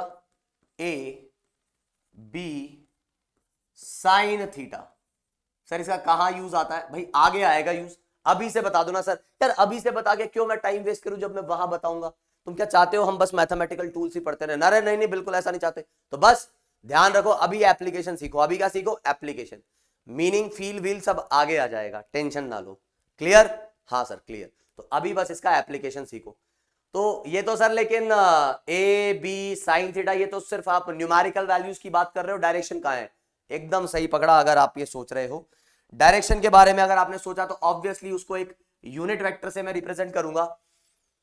सर लेकिन यूनिट वेक्टर से रिप्रेजेंट कर दिया ठीक है, लेकिन कुछ तो डायरेक्शन होगी भाई, ए के पैरेलल, बी के पैरेलल या कुछ और। तो ये जो एन कैप है, एन कैप जो है ये क्या रहता है? It is N cap is the direction of A cross B vector obviously, जो कि क्या है? जो कि ये एक्चुअली हम क्या कहेंगे इसको कि ये जो एन कैप है ये आता है, या ऐसे ही लिख दूं कि ए क्रॉस बी जो है वो परपेंडिकुलर रहता है ए के, और ए क्रॉस बी जो है वो परपेंडिकुलर रहता है बी के भी। क्या बात कर रहे हो सर? जी हां, ए क्रॉस बी इसका जो रिजल्ट आएगा वो एक वेक्टर क्वांटिटी है, और किस डायरेक्शन में? ए और बी दोनों के perpendicular. So the final result is perpendicular to both. N cap is the direction of A cross B and direction of N cap is perpendicular to both A and B. Both A and B, A और B दोनों के perpendicular होगी, या आप ऐसा बोल सकते हो ए और बी के परपेंडिकुलर मतलब उस प्लेन के परपेंडिकुलर जिसमें ए और बी लाई कर रहे हैं। ठीक है, ठीक है, इतनी बात थोड़ी थोड़ी समझ में आ रही है, लेकिन फिर भी हमको फील नहीं आ रहा है सर। ठीक है, कोई बात नहीं, मतलब डायरेक्शन वाली बात समझ नहीं आ रही है, फील वाली तो बात इसमें कुछ है नहीं। तो सर डायरेक्शन वाली बात थोड़ी सी समझा दो तो आपका भला होगा। ठीक है, भला होगा, तो भला करवाने के लिए हम तैयार है। तो सुनो सुनो सुनो सुनो अब बात। तो बात यह है कि मान लिया जाए कि ये अपने पास ए वेक्टर था और ये जो था मेरे पास था बी वेक्टर, और ये एंगल है थीटा दोनों के बीच में। ठीक है, अब बोलो right hand thumb rule. Right hand thumb rule will decide the direction of N cap. क्या बोल रहे हैं हम? Right hand thumb rule will decide the direction of A cross B या फिर एन कैप। कैसे? कैसे मैं बताता हूं। अगर आपको निकालना है ए क्रॉस बी तो अपने सीधे हाथ का इस्तेमाल करें और अपनी उंगलियों को बड़े ही शालीनता के साथ ए के अलोंग जो है स्थापित कर दें। और जैसे ही आप अपनी उंगलियों को ए के अलोंग स्थापित करें और फिर कोशिश करें मुट्ठी बंद करने की इस तरीके से कि आपकी उंगलियां बी की तरफ जाएं। अच्छा सर, तो सर मैं ऐसा करता हूं, मैं ना ए की तरफ उंगलियां रख दी मैंने और अब मैं मुट्ठी बंद कर रहा हूं ऐसे, तो मेरी सर बी की तरफ नहीं जा रहा सर, मैं तो बी से अलग जा रहा हूं, दूर जा रहा हूं, है ना। तो लेकिन कोई कहेगा सर मैं तो जा सकता हूं बी की तरफ, देखो हाथ को ये मोड़ा मोड़ा मोड़ा मोड़ा मोड़ा मोड़ा मोड़ा और ऐसा यहां मोड़ दिया। हाँ, कितना एंगल घूम गया भाई तुम? सर मैं तो है ना 2 पाई माइनस थीटा घूम गया। तो मैं बोल रहा हूँ यार पहले थीटा घूम जाओ। अच्छा थीटा घूमना है क्या? ठीक है, तो ए से बी जाना है, मतलब ए से बी जाना है। तो अभी इसको भूल जाओ एक बार जो भी मैंने कहा, इसमें मैं वापस आऊंगा। ए से बी जाना तो ऑब्वियसली मैं ए से बी ऐसे जाऊंगा तो अपने हाथ को ऐसे रखा जाए ए के अलोंग और बी की तरफ मोड़ा जाए, तो थंब जो है, थंब कैसा आ रहा है? थंब ऐसा जा रहा है बाहर, थंब आ रहा है बाहर। तो यहां पर आप ये बात समझें कि जो ये डायरेक्शन आएगी डॉट, डॉट का मतलब क्या होता है कि वो वेक्टर बाहर आ रहा है। क्यों? क्योंकि वेक्टर एक क्या होता है? तीर जैसा होता है, तीर।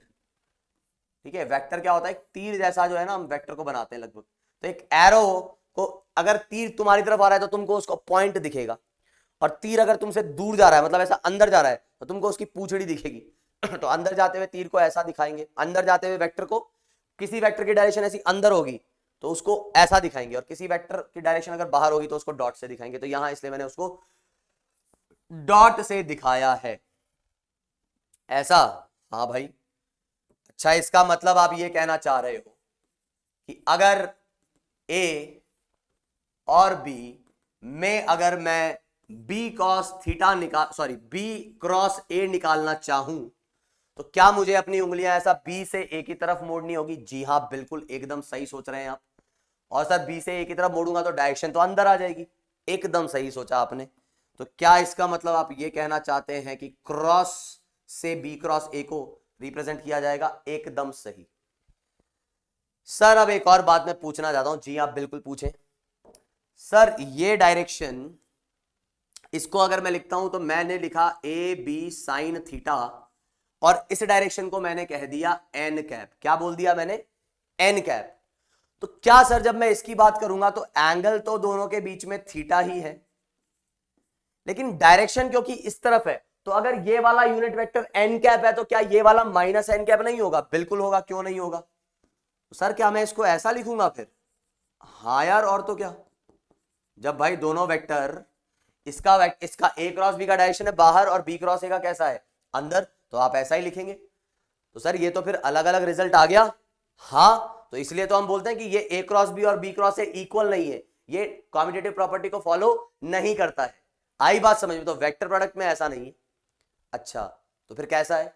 तो यार अगर आप बी क्रॉस ए के आगे एक नेगेटिव साइन लगा दो, मतलब सर, अरे भाई ऐसे कह रहा हूं, बी क्रॉस ए जो था ना, हाँ हाँ, इसके आगे एक नेगेटिव साइन लगा दो।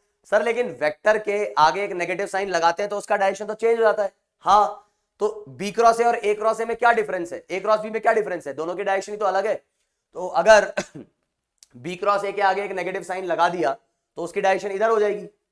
तो बी क्रॉस ए के आगे एक नेगेटिव साइन लगा दोगे तो ये आ जाएगा बी ए साइन थीटा एन कैप, और ये जो है वो किसके इक्वल आ जाएगा? सर ये तो ए क्रॉस बी के इक्वल ही आ जाएगा। बिल्कुल सही बात। तो बी क्रॉस ए और ए क्रॉस बी में ये रिलेशन होता है, ना कि अगर मैं बोलता हूं ऐसा कुछ कि A cross B is equals to B cross A, ये गलत है। They are not equal. अब सही है ये statement, but this statement is right. Minus sign लगा दोगे तो दोनों वेक्टर क्या हो जाएंगे? इक्वल हो जाएंगे, क्योंकि इसकी डायरेक्शन अंदर थी, उसको बाहर कर दिया तुमने।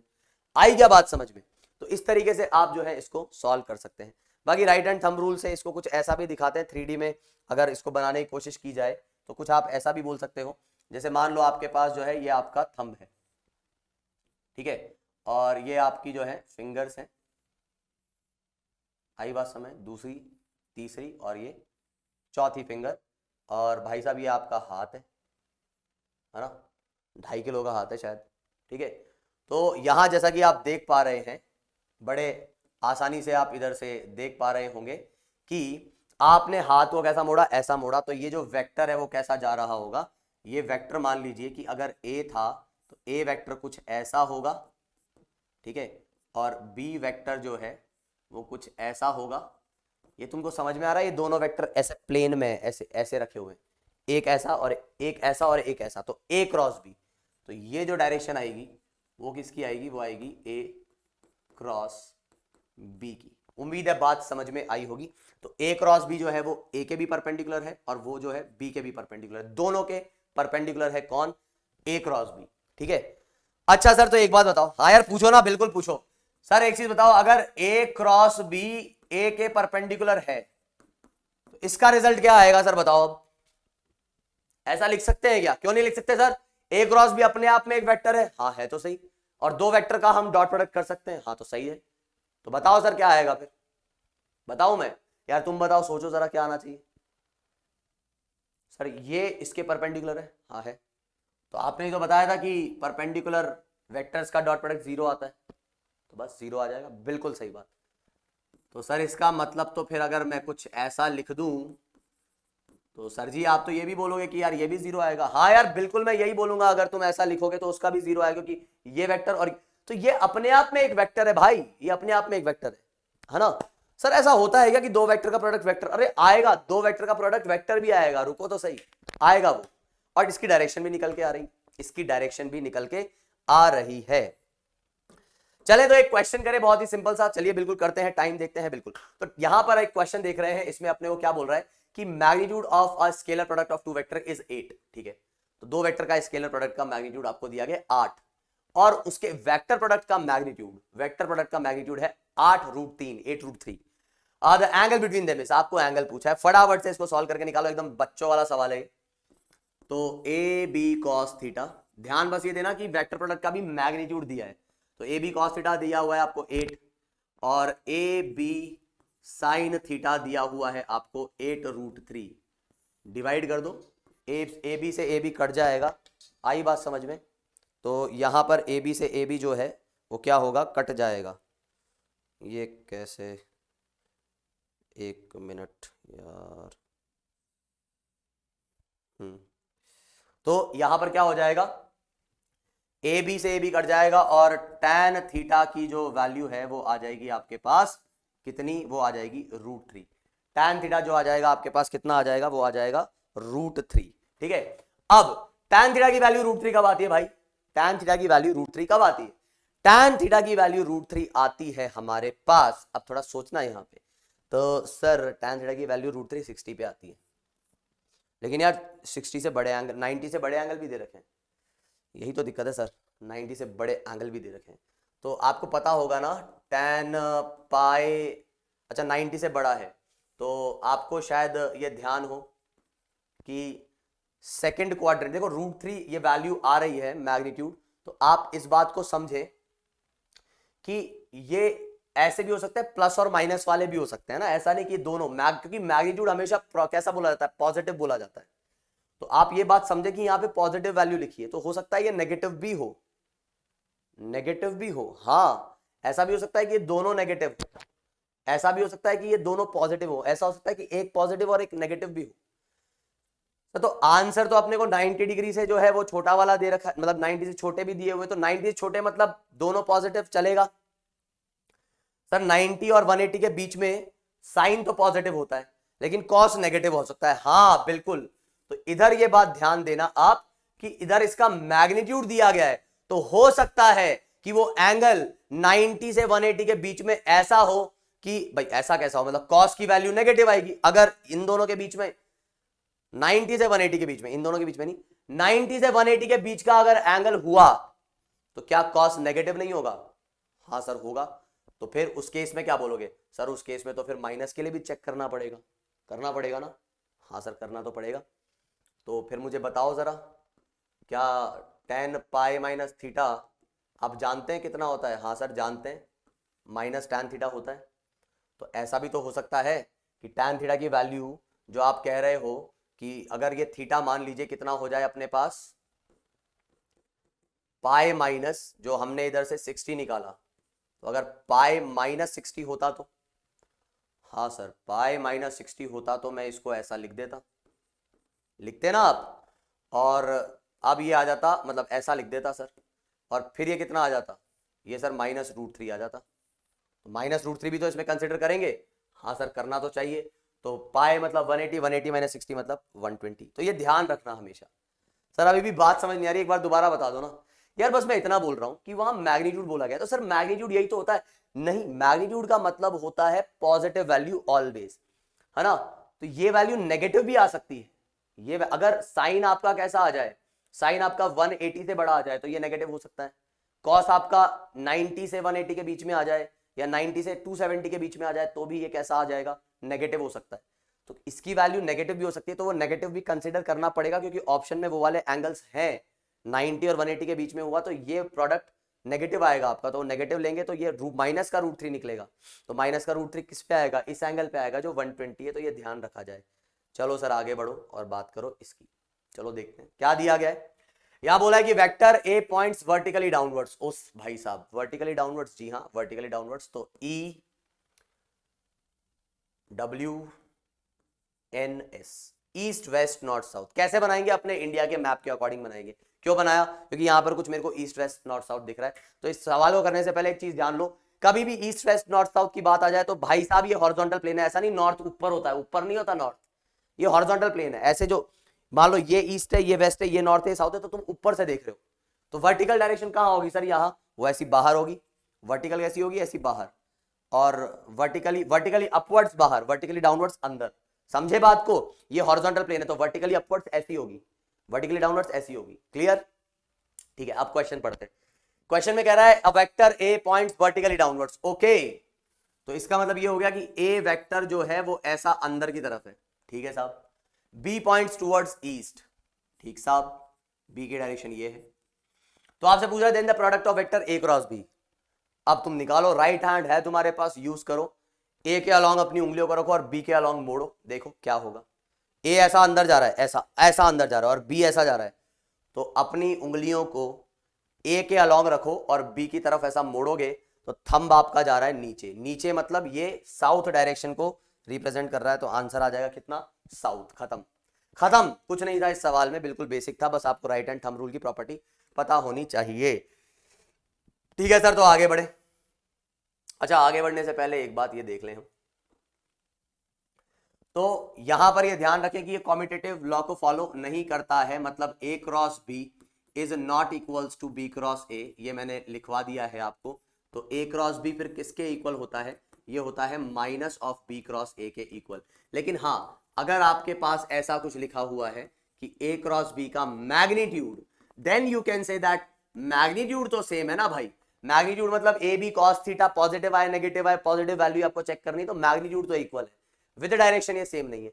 डिस्ट्रीब्यूटिव लॉ, डिस्ट्रीब्यूटिव लॉ को फॉलो करता है। इसका मतलब ए क्रॉस बी प्लस सी अगर लिखा हुआ है तो बिल्कुल आप ऐसा लिख सकते हो कि A cross B plus A cross सी। तो इस तरीके से आप इसको लिख सकते हो, ए क्रॉस बी प्लस ए क्रॉस सी। आई बात समझ में? हाँ सर आ गई। और आगे बताओ। तो आगे अब वही बात कि अगर मैंने लिखा कि मान लीजिए ए क्रॉस ए, तो ए क्रॉस ए क्या होगा भाई? ए क्रॉस ए सर ये जो आएगा ये हमारे पास 0 आएगा सर, क्योंकि ए का मैग्नीट्यूड और साइन 0। तो बिल्कुल ये कितना आ जाएगा? 0। 0 मतलब एक नल वेक्टर जिसकी कोई डायरेक्शन नहीं है। तो उस एक वेक्टर का उसी से क्या कर दोगे? क्रॉस प्रोडक्ट कर दोगे तो क्या आ जाएगा? 0। मतलब दो पैरेलल वेक्टर्स या एंटी पैरेलल वेक्टर्स, उनका क्रॉस प्रोडक्ट क्या आएगा? 0। तो ये ध्यान रखो कि इफ थीटा इज 0 और 180 then A cross B is 0। तो दो पैरेलल और एंटी पैरेलल वेक्टर्स का क्रॉस प्रोडक्ट क्या आएगा? वो आएगा 0। ठीक है, आई बात समझ में, क्लियर। तो अब हम बात करेंगे डॉट सॉरी आई कैप और जे कैप के टर्म्स में। तो करो सर फिर, क्या किस बात की देरी, तो बताओ आई क्रॉस आई क्या आना चाहिए सर? आई क्रॉस आई का मैग्नीट्यूड 1, दूसरे वाले का भी मैग्नीट्यूड 1, फिर साइन 0 और साइन 0 आगे फिर एन कैप लिखूंगा, कोई मतलब नहीं बनता क्योंकि वो साइन 0 क्या हो जाएगा, 0 हो जाएगा। तो दो पैरेलल वेक्टर्स का क्रॉस जो है सर वो क्या आ जाता है, वो जो है हमारे पास हमेशा 0 आएगा। दो पैरेलल वेक्टर्स का क्रॉस हमेशा क्या आएगा, 0। अच्छा तो सर अब ये बताओ कि अगर हमने क्रॉस किया किसका, आई के, आई जे या जे के या के आई, तो कैसे, तो देखते हैं। तो अगर मैं लिखता हूं आई क्रॉस जे, क्या लिखता हूं मैं, आई क्रॉस जे, तो आई क्रॉस जे की डायरेक्शन कैसी आएगी, आई क्रॉस जे, तो आई की डायरेक्शन है इधर, क्रॉस जे ऐसा करो, ऐसा करने पर थंब कैसा आ रहा है, थंब आ रहा है बाहर, अंगूठा कह रहा है बाहर की तरफ लाओ इसे, बाहर वाली डायरेक्शन मतलब के कैप, ये भाई समझते हो ना, ये 3D में है तो ये ऐसा बाहर निकल रहा है। तो आई क्रॉस जे क्या आएगा, के कैप, आई कैप यूनिट वेक्टर एक्स के अलोंग, जे कैप यूनिट वेक्टर वाई के अलोंग, के कैप यूनिट वेक्टर जेड के अलोंग, तो आई क्रॉस जे क्या आ गया, के कैप आ गया। तो फिर सर जे क्रॉस के इस तरीके से, तो जे क्रॉस के की तरफ मोड़ो तो थंब आ रहा है इस तरफ मतलब आई कैप आ गया सर, ओके। फिर ये के है और के को आई, मतलब मैं अगर ये निकालना चाहता हूं कि के क्रॉस आई, तो सर के क्रॉस आई थंब ऊपर आ रहा है, ऊपर कौन सी डायरेक्शन है, जे कैप।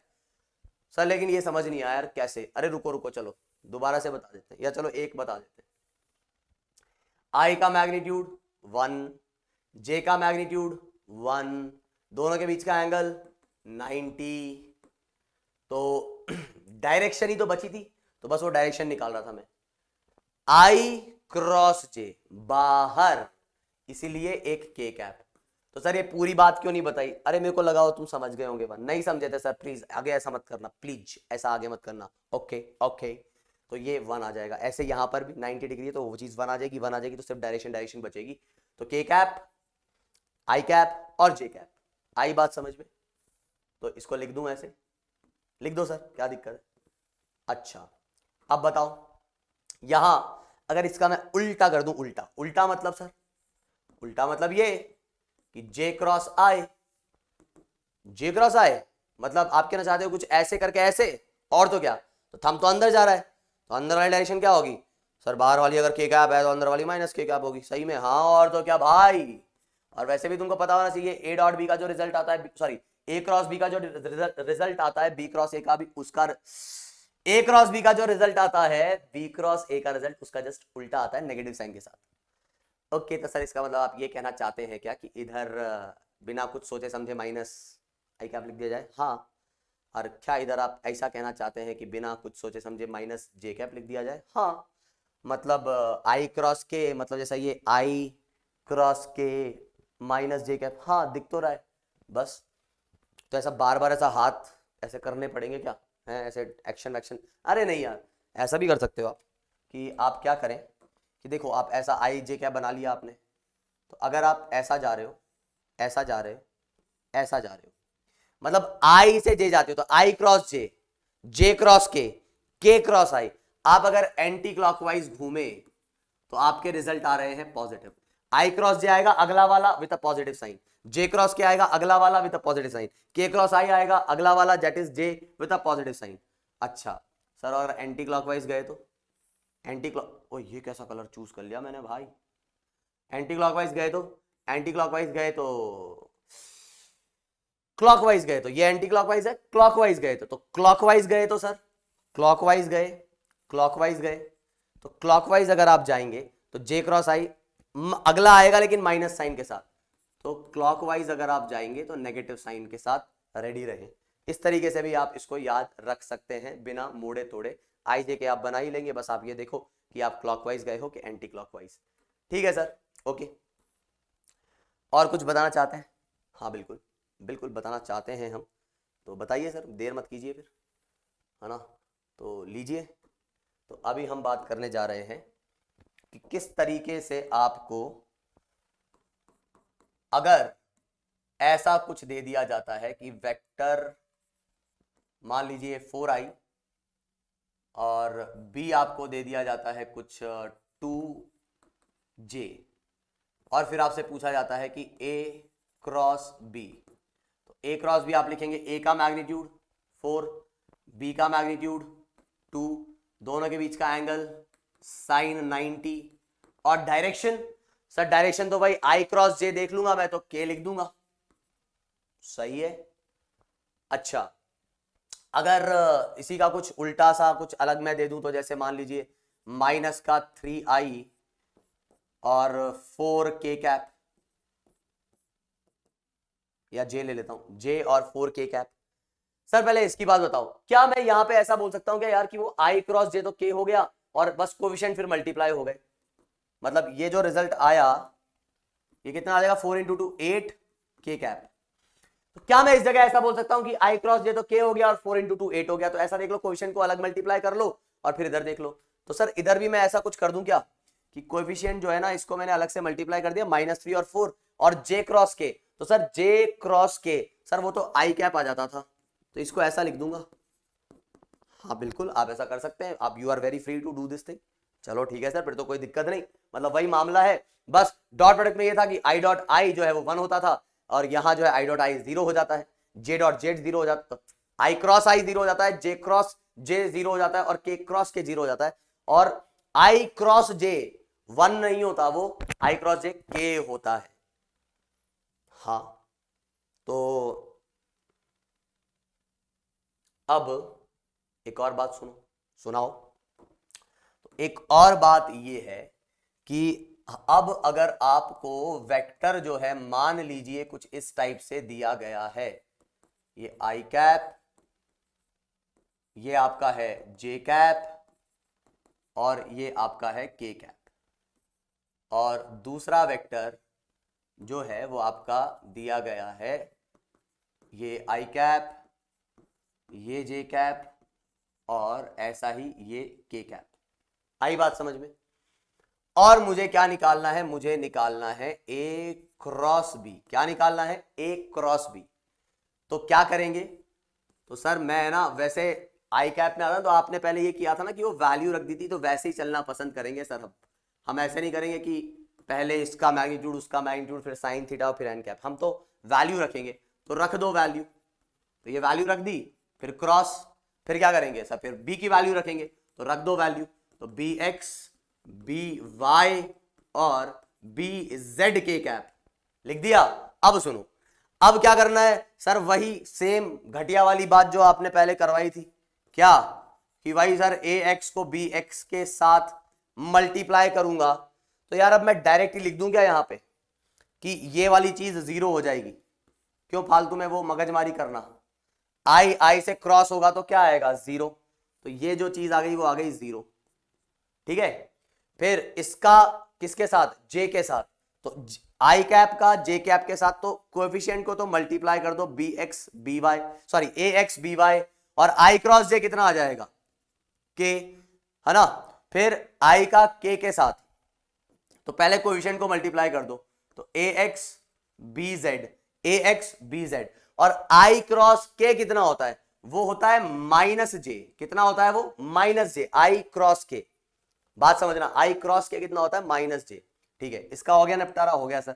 अब इसकी बारी ए वाई जे और बी एक्स आई, तो इसको तो लिख दो ए वाई और बी एक्स, और फिर जे क्रॉस आई, तो जे क्रॉस आई होता है आपके पास माइनस के, जे क्रॉस आई कितना होता है? माइनस के, करके देख लो वो, जे क्रॉस आई माइनस के। फिर इसका इसके साथ ये आ जाएगा जीरो, क्योंकि जे क्रॉस जे क्या आएगा? जीरो। ऐसे ही जे क्रॉस के, तो जे क्रॉस के, तो इससे पहले आपका ए वाई बी जेड, जे क्रॉस के जो आता है वो आता है आई कैप, लिख लेना चाहे आप, ठीक है। और अब बारी है ए जे वाले की, और इन तीनों के साथ, तो ए जे का बी एक्स के साथ, तो पहले कोएफिशिएंट मल्टीप्लाई कर लिए, ए जे बी, जे मतलब जेड, ए जेड बी एक्स, और के क्रॉस आई, के क्रॉस आई जो आता है अपने पास वो आ जाता है जे, के क्रॉस आई इज प्लस जे। फिर ए जेड का बी वाई के साथ, तो ए जेड बी वाई, ये जो है आपके पास के क्रॉस जे आ जाएगा माइनस आई। तो आप देख रहे हैं कि एक के पॉजिटिव एक नेगेटिव, एक जे नेगेटिव एक पॉजिटिव, एक आई पॉजिटिव एक आई नेगेटिव, तो पेयर बन गए अपने पास आई आई जे जे और के वाले, एक पॉजिटिव और एक नेगेटिव। तो ऐसा करते हैं आई आई वालों को एक साथ लिख लेते हैं। तो आई आई वालों को साथ लिखेंगे तो आ जाएगा A Y B Z minus A Z B Y. तो A Y B Z minus, minus है ना, minus A Z B Y, और क्या आ जाएगा आई कैप। ठीक है, फिर ऐसे ही जे वाले की बात करते हैं। तो जे में क्या आ जाएगा, जे में आपके पास यहां अगर आप देखोगे तो यह आ जाएगा ए जेड बी एक्स, ए और सॉरी हाँ सही तो है, ए जेड बी एक्स, ए जेड बी एक्स माइनस का ए एक्स बी जेड, ये आ गया जे कैप।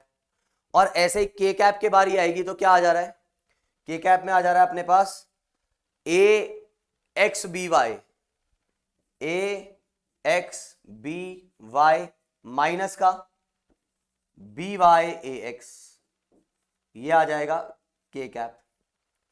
आई क्या बात समझ में? तो इस तरीके से आप यहां पर जो है लिख लिया करेंगे। ठीक है, तो अब जो बात आ रही है ये हमने बात कर ली किसकी, ये बात हो गई क्रॉस प्रोडक्ट की। सर अब इस रिजल्ट को ऐसे याद रखेंगे क्या? बिल्कुल नहीं, ऐसे याद नहीं रखेंगे। तो फिर क्या करेंगे, हम यूज करेंगे दूसरा मेथड। कौन सा मेथड? Determinant method. ये कौन सा मेथड होता है सर? बताता हूं अभी। तो हम यूज करेंगे यहां कौन सा मेथड? Determinant method. ऐसे नहीं चलेंगे, ये भी एक तरीका हो गया। हम जो यूज करेंगे वो करेंगे डिटर्मिनेंट मेथड। क्या होता है सर वो, तो बताते हैं। तो डिटर्मिनेंट मेथड में हम बनाएंगे एक डिटर्मिनेंट। सर ये डिटर्मिनेंट क्या होता है? देखो यार, ये मैथमेटिकल चीज है एक डिटर्मिनेंट मैट्रिसेस, ये आप पढ़ोगे मैथ्स के अंदर। आप अभी सिर्फ यहां के लिए, है ना, अगर आपको ये नहीं पता है डिटर्मिनेंट मैट्रिसेस क्या होते हैं, बस आप ये समझो कि निकल जाता है ऐसे रिजल्ट। करना क्या होता है वो देखो, तो आप प्रोसेस पे ध्यान दो, उसको रटने पे ध्यान दो, समझने पे मत जाओ अभी कि डिटर्मिनेंट क्या होता है ना, वो मैथ्स की कहानी है। तो ए क्रॉस बी जब भी आपको लिखना हो तो आप क्या करें, आप पहली रो में लिख ले आई जे और के, ऐसे दो डंडे खींचे पहले, इसे बोलते हैं डिटर्मिनेंट। और यहां पे पहली रो, इसमें कुछ रो होंगी और कुछ कॉलम होंगे। बताता हूं अभी। पहली रो में क्या लिखेंगे, आई जे के। सर कुछ समझ ही नहीं आ रहा, पर कोई बात नहीं, एप्लीकेशन सीखो। आप तो समझने वाली बात नहीं है, एप्लीकेशन सीखो। एक एग्जाम्पल दूंगा, बात समझ में आ जाएगी करना क्या होता है। तो आई जे के लिखते हो सर, आप बोल रहे हो तो हम सीख लेंगे। तो आई जे के लिख दिया। फिर पहला वेक्टर कौन है सर, वो तो ए है। ए है तो उसके कोफिशिएंट उठा के पटक दो इधर। तो A X A Y A Z, negative और पॉजिटिव साइन के साथ लिखे जाएंगे। ऐसे ही अब अगला बी है तो बी एक्स बी वाई और बी जेड। आई बात समझ में? अब क्या करना है सर, अब जो है इसके ऊपर एक साइन लगा दो। ये ना रो वाइज कॉलम वाइज कैसे भी सॉल्व हो सकता है, लेकिन अभी आप इस फिजिक्स के हिसाब से आप एक ही मेथड ध्यान रखो कि इसको मैंने कहा पॉजिटिव, इसको मैंने कहा नेगेटिव, इसको मैंने कहा पॉजिटिव। क्यों कहा सर? क्यों कहा ये पॉजिटिव नेगेटिव साइन क्यों लगा दिए? मान लो यार ये फॉर्मूला है एक तरीके से इसका, इससे एक रिजल्ट मिलेगा, वही इसका आंसर होगा। इसका एक आंसर निकल के आएगा, तुम इस पे ध्यान देना। ठीक है यार, आप बोल रहे हो तो हम मान लेते हैं। क्या करें अब, क्या करें, और कुछ ऑप्शन तो है नहीं हमारे पास, मान लेते हैं अब आप जो बोल रहे हो। ठीक है, तो मैं क्या कह रहा हूं, पहले आपको आई वाला जो है वो किस साइन के साथ दिख रहा है सर? प्लस साइन के साथ दिख रहा है। प्लस अपन ने लगाया अलग से, तो लिख दो प्लस साइन के साथ। और फिर क्या करें आप, फिर जो है आप ये जो आई वाली रो, एक मिनट, अच्छा ये नहीं जाएगा ना, तो आई वाली रो और आई वाला कॉलम इसको छुपा ले। आई वाली रो और आई वाला कॉलम छुपा ले तो क्या दिख रहा है सर? सिर्फ ये दिख रहा है। ये दिख रहा है ना आपको? हाँ, तो सर ये जो दिख रहा है इसमें क्या कर ले, इसका एक डिटर्मिनेंट बना ले, A Y A Z B Y B Z. क्या कहा मैंने? मैंने कहा कि यार ये जो है इसको छुपा लो, तो क्या दिख रहा है, A Y A Z B Y B Z. बस बात खत्म, क्लियर। फिर क्या करना है सर, फिर जो है तुम्हें किसका नंबर आएगा, फिर तुम्हारा नंबर आएगा जे वाले का। तो जे वाले के साथ कैसा साइन है, जे वाले के साथ नेगेटिव साइन है, इसलिए नेगेटिव लगा दूंगा। फिर इसका भी डिटर्मिनेंट बनाऊंगा। अच्छा तो सर इस बार फिर आप ये करने वाले होंगे अभी क्या भाई? सर इस बार आप बोलोगे कि जे वाली रो को, सॉरी हाँ जे वाली रो को और जे वाले कॉलम को छुपा लो। हाँ छुपा लिया। तो फिर क्या दिख रहा है? फिर दिख रहा है ए एक्स बी एक्स ए जेड बी जेड, बिल्कुल सही। तो आप जो हैं क्या करें, ये वाला मामला और ये वाला मामला छुपा दें और फिर आपको जो दिख रहा है वो क्या क्या दिख रहा है? सर वो दिख रहा है ए एक्स बी एक्स ए जेड और बी जेड, इसका डिटर्मिनेंट बना लिया सर। फिर क्या करना है? ऐसे ही फिर जो है के वाले को जो है लिखें और के वाले का डिटर्मिनेंट बना ले। तो ये रो और ये कॉलम छुपाए तो A X A Y B X B Y, तो ये लिख दिया मैंने ए एक्स ए वाई और बी एक्स बी वाई। अब क्या करें? तो ये था 3 इंटू 3 का डिटर्मिनेंट, 3 इसके अंदर रो थी और 3 इसके अंदर कॉलम थे। ये है 2 इंटू 2 का डिटर्मिनेंट, 2 इसमें रो है और 2 कॉलम है। कैसे सॉल्व होता है सर ये? यार ये सॉल्व ऐसे होता है कि पहले आप इनको क्रॉस मल्टीप्लाई करो, फिर आप इन दोनों को क्रॉस मल्टीप्लाई करो, पहले ऐसे और फिर ऐसे, फिर फर्स्ट माइनस सेकंड कर दो। क्या कर दो? First minus second. नहीं समझा सर? मैं समझाता हूं। आपको ये करना है कि ए वाई बी जेड इसको पहले मल्टीप्लाई करो और minus A Z B Y, A Z B Y लिख दिया। बस देखो जरा मैच करता है क्या? ए Y B Z minus A Z B Y, A Y B Z minus A Z B Y I cap. चलो बात करते हैं माइनस का जे कैप। तो A X B Z, A X B Z minus का ए जेड बी एक्स, ऐसा लिख लो। लिख लिया? मैच करो। यार था ए जेड बी एक्स माइनस ए एक्स बी जेड, ए जेड बी एक्स। सर यहां तो ए जेड बी एक्स नेगेटिव का आ रहा है और ए एक्स बी जेड पॉजिटिव आ रहा है, उल्टा आ रहा है, क्योंकि यहां मैंने बाहर नेगेटिव निकाल रखा है। इस नेगेटिव को अंदर मल्टीप्लाई करोगे वही रिजल्ट आएगा। आई बात समझ? तो वही लिखा हुआ है। हाँ ठीक है सर। फिर के कैप। सर लेकिन डर लग रहा है यार, पता नहीं क्या क्या कर रहे हो आप। जो लोग पहली बार कर रहे होंगे उनको पता नहीं क्या लग रहा होगा कि न जाने क्या ही करवा रहा है ये बंदा। रुको अभी आदत पड़ जाएगी ना इसकी, अपने आप सॉल्व होने लग जाएगा। आदत पड़ जाएगी, अपने आप सॉल्व होने लग जाएगा। अभी लग रहा होगा जो लोग अगर पहली बार पढ़ रहे हैं उनको ऐसा लग रहा होगा न जाने क्या है ये, पता नहीं कितनी टफ चीज है। लेकिन एक दो बार करोगे एकदम मक्खन क्लियर हो जाएगी हर चीज, आदत पड़ जाएगी। तो इसका के साथ क्या करेंगे? वही ए एक्स बी वाई माइनस का ए वाई बी एक्स, खत्म। तो इस तरीके से आप क्रॉस प्रोडक्ट को लिख सकते हैं। मैच कर लो आप। तो A X B Y minus B X B Y A X B Y minus minus minus minus A Y B X. मैंने उल्टा लिखा हुआ है क्या उधर? हाँ हाँ हाँ, मैंने इधर ही गलत लिख दिया ना। इसको सही कर लेते हैं, इसको हम सही कर लेते हैं। क्या था ये के वाला? के वाला था ए एक्स बी वाई माइनस का ए Y B x, A Y B x. ठीक है, तो अभी अपना सब कुछ एकदम सही लिखा हुआ है। चाहे मैच कर लेता हूं भाई एक बार में। ए Y B Z minus A Z B Y, A Y B Z minus A Z B Y, A Z B x minus A X B Z, A Z B x minus A X B Z और ए X B Y minus A Y B x. So A X B Y minus A Y B x. तो ये अपना जो है मामला यहाँ तक set है।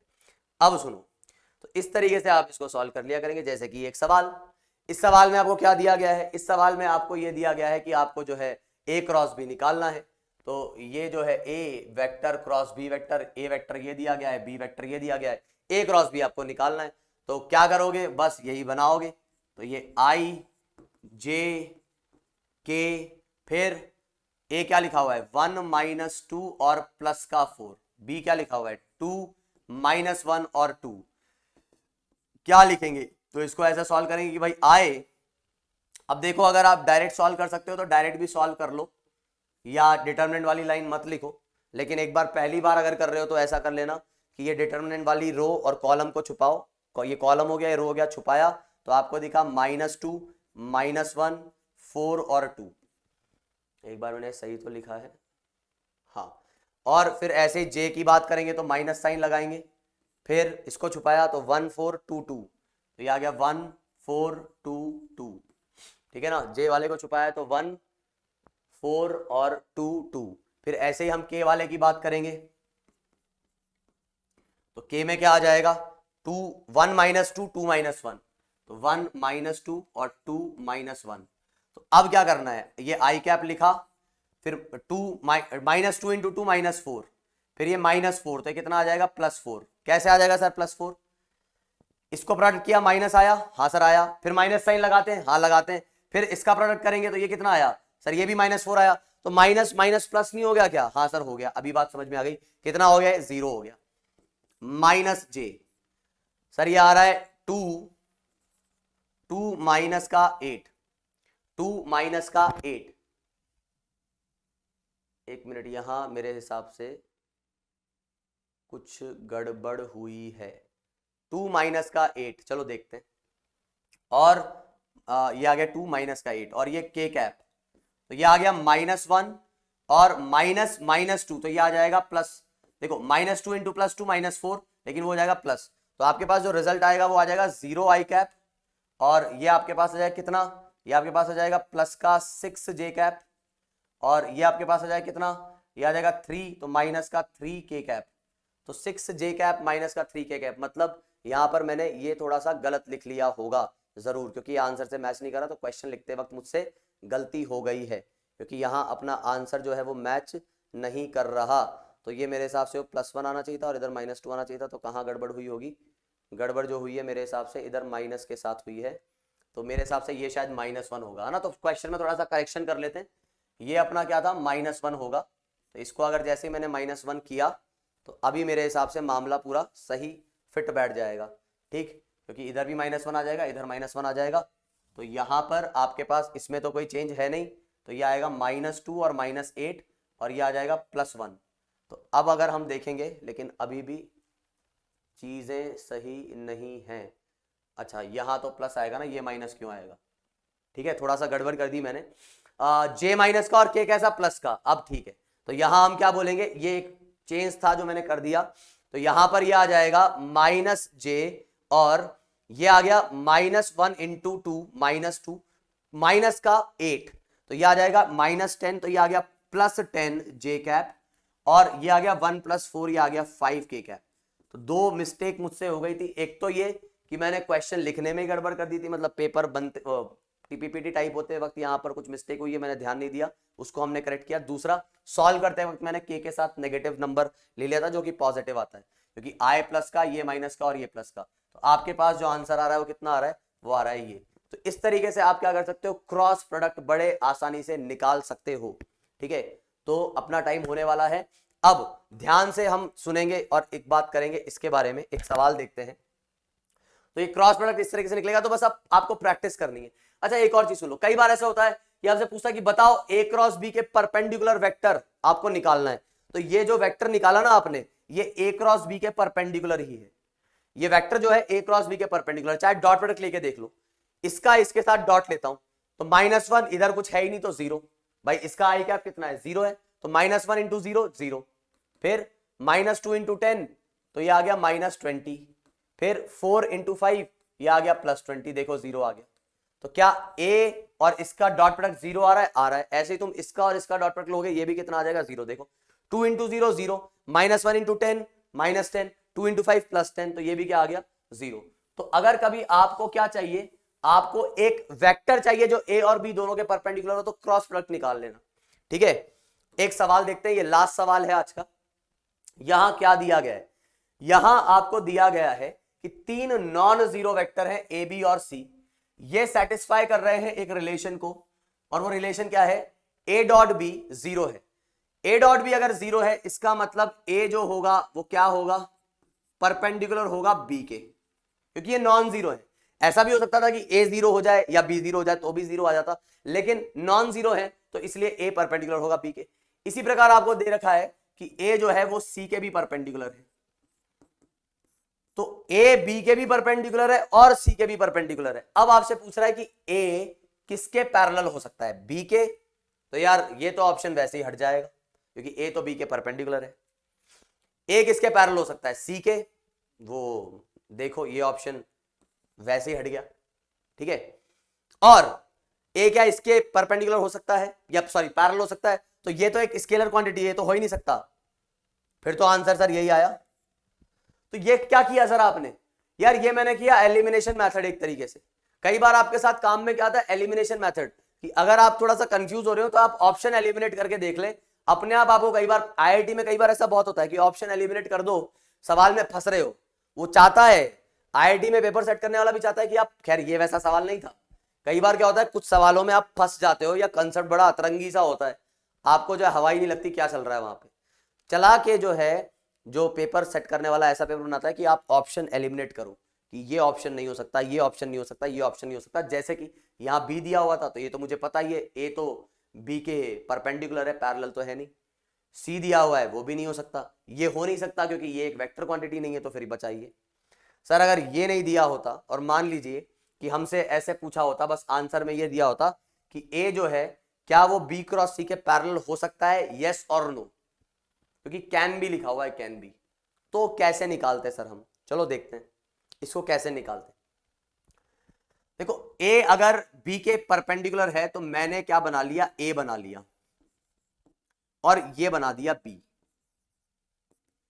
ठीक है, और ये बन गया परपेंडिकुलर, और ए जो है वो सी के परपेंडिकुलर। अब तुम ये नहीं कह सकते कि सी जो है वो कहां होगा, हो सकता है सी इस डायरेक्शन में हो सकता है मतलब बी के पैरेलल ही हो सकता है सी जो है सी ए के परपेंडिकुलर है तो बी के पैरेलल भी हो सकता है, या फिर बी के अपोजिट भी हो सकता है, या फिर बी के परपेंडिकुलर भी हो सकता है, या फिर बी से किसी एंगल पे भी हो सकता है। मतलब अगर तुम्हें बात समझ में आती हो तो अगर मैं एक 3 डायमेंशन यहां पे चीज बनाऊं, जैसे कि मान लो ये वाई एक्सिस, ये एक्स एक्सिस और ये जेड एक्सिस, तो आप इतना समझ गए होंगे कि ये अगर ए है और ये अगर बी है तो आपका सी वेक्टर कहीं भी हो सकता है, आपका सी वेक्टर ऐसा हो सकता है, आपका सी वेक्टर इस प्लेन में ऐसा हो सकता है, ये नीचे भी हो सकता है, कैसा भी हो सकता है, ये जो वाई जेड प्लेन आ रहा है ना इसमें कहीं पे भी आ सकता है सी वेक्टर, ये बात समझना, इसके पैरेलल भी हो सकता है सी। तो कैन, इसलिए तो कैन लिखा हुआ है, विल थोड़ी ना लिखा, कैन मतलब शायद ऐसा भी हो सकता है। तो इतनी बात जरूर क्लियर है कि अगर सी बी के पैरेलल होता, सी अगर बी के पैरेलल होता तो बी क्रॉस सी तो जीरो आ जाता, तब तो कोई बात ही नहीं बनती है। सी अगर बी के पैरेलल होता तो बी क्रॉस सी जीरो आ जाता, कोई सेंस नहीं बनता है।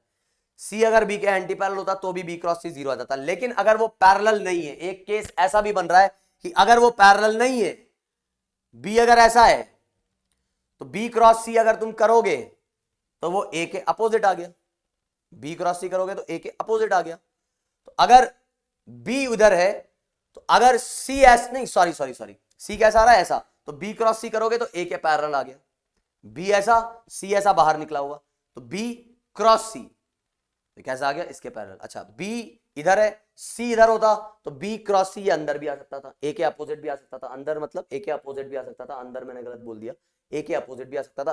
तो एक केस ऐसा बन सकता है जिसमें बी ऐसा हो और सी कुछ ऐसा आ रहा हो इसी दीवार में, इस वाली दीवार में ऐसा, या फिर ऐसा, या फिर ऐसा। तो इधर से लेकर मतलब ये 0 से लेकर 180 के बीच वाले एंगल्स कुछ भी हो सकते हैं, उसमें बी क्रॉस सी कैसा आएगा, ए के अलॉन्ग ही आएगा। आई बात समझ में? तो ये चीज हुई। और एक लास्ट बात हम बात करने जा रहे हैं, एरिया ऑफ ट्राइंगल या फिर एरिया ऑफ पैरेललोग्राम। तो आप ये ध्यान रखो कि अगर मैं एक ट्राइंगल बनाता हूं ए और बी से, तो आप ये तो जानते ही ट्राइंगुलर लॉ ऑफ एट्रेडिशन से कि ये इसका रिजल्टेंट आ जाएगा। और यहां से इसको अगर मैंने एक्सटेंड किया और इधर से मैंने एक परपेंडिकुलर डाला तो इन दोनों के बीच का एंगल ये थीटा है। तो आप ये भी जानते होंगे कि अगर ये बी है तो ये कितना आ जाता है, ये आ जाता है बी साइन थीटा। तुम बोलोगे सर नहीं समझ में आया, ये बी साइन थीटा कैसे आता है? तो आपको पता होगा ये एक राइट एंगल ट्राइंगल है। हाँ सर राइट एंगल ट्राइंगल है, तो साइन थीटा की वैल्यू कितनी होती है? साइन थीटा की वैल्यू सर होती है परपेंडिकुलर अपॉन हाइपोटेनियस। तो परपेंडिकुलर मुझे निकालना है, तो परपेंडिकुलर की वैल्यू आ गई हाइपोटेनियस इनटू साइन थीटा। तो हाइपोटेनियस कितना है? बी, तो ये आ गया बी साइन थीटा। तो एरिया अगर मुझे निकालना है इस ट्राइंगल का, तो area of triangle P Q R, ये पी ये क्यू और ये आर, तो इसका एरिया कितना आएगा सर? ये आ जाएगा ए, देखो हाफ इंटू बेस। ट्राइंगल का एरिया क्या होता है? Half base into height. Height कितनी है इस ट्राइंगल की? हाइट है अपनी बी साइन थीटा। ओ भाई साहब, तो सर इसका मतलब ये तो अपने पास magnitude of A cross B आ गया। हाँ, तो सर इसका मतलब मैं ऐसा बोल सकता हूँ कि अगर एक ट्राइंगल पे दो साइड्स दे रखी है तो उसका क्रॉस प्रोडक्ट का मैग्नीट्यूड का आधा जो है वो एरिया ऑफ ट्राइंगल आता है। बिल्कुल। अच्छा सर तो एक चीज बताओ, यहां से ए क्रॉस बी का जो मैग्नीट्यूड आ रहा है वो 2 times of area of triangle आ गया, एरिया ऑफ ट्राइंगल PQR, लेकिन इसका 2 टाइम्स आया भाई साहब, बिल्कुल सही बात सर। तो अगर मैं एक पैरेललोग्राम बना दूं, तो पैरेललोग्राम अगर मैं बनाऊंगा तो ये ए ये बी, तो ये बी हो जाएगा और ये ए हो जाएगा। पैरेललोग्राम तो ये ट्राइंगल और ये ट्राइंगल दोनों कॉन्ग्रेंट हैं, तो इस ट्राइंगल का डबल मतलब एरिया ऑफ पैरेललोग्राम। तो क्या मैं ऐसा नहीं बोल सकता कि ये हमारे पास एरिया ऑफ पैरेललोग्राम PQRSB आ रहा है? बिल्कुल आ रहा है। तो आपके पास ये जो चीज है वो एरिया ऑफ ट्राइंगल और एरिया ऑफ पैरेललोग्राम इस तरीके से निकाल सकते हो। Area of triangle cross product का हाफ आएगा और area of parallelogram cross product के इक्वल आ जाएगा। दूसरी और एक बात, एरिया एक वेक्टर क्वांटिटी होती है। तुम बोलोगे है एरिया वेक्टर क्वांटिटी होती है, ये क्या बोल दिया सर आपने? एरिया और वेक्टर क्वांटिटी बिल्कुल जमनेरी बात हमको।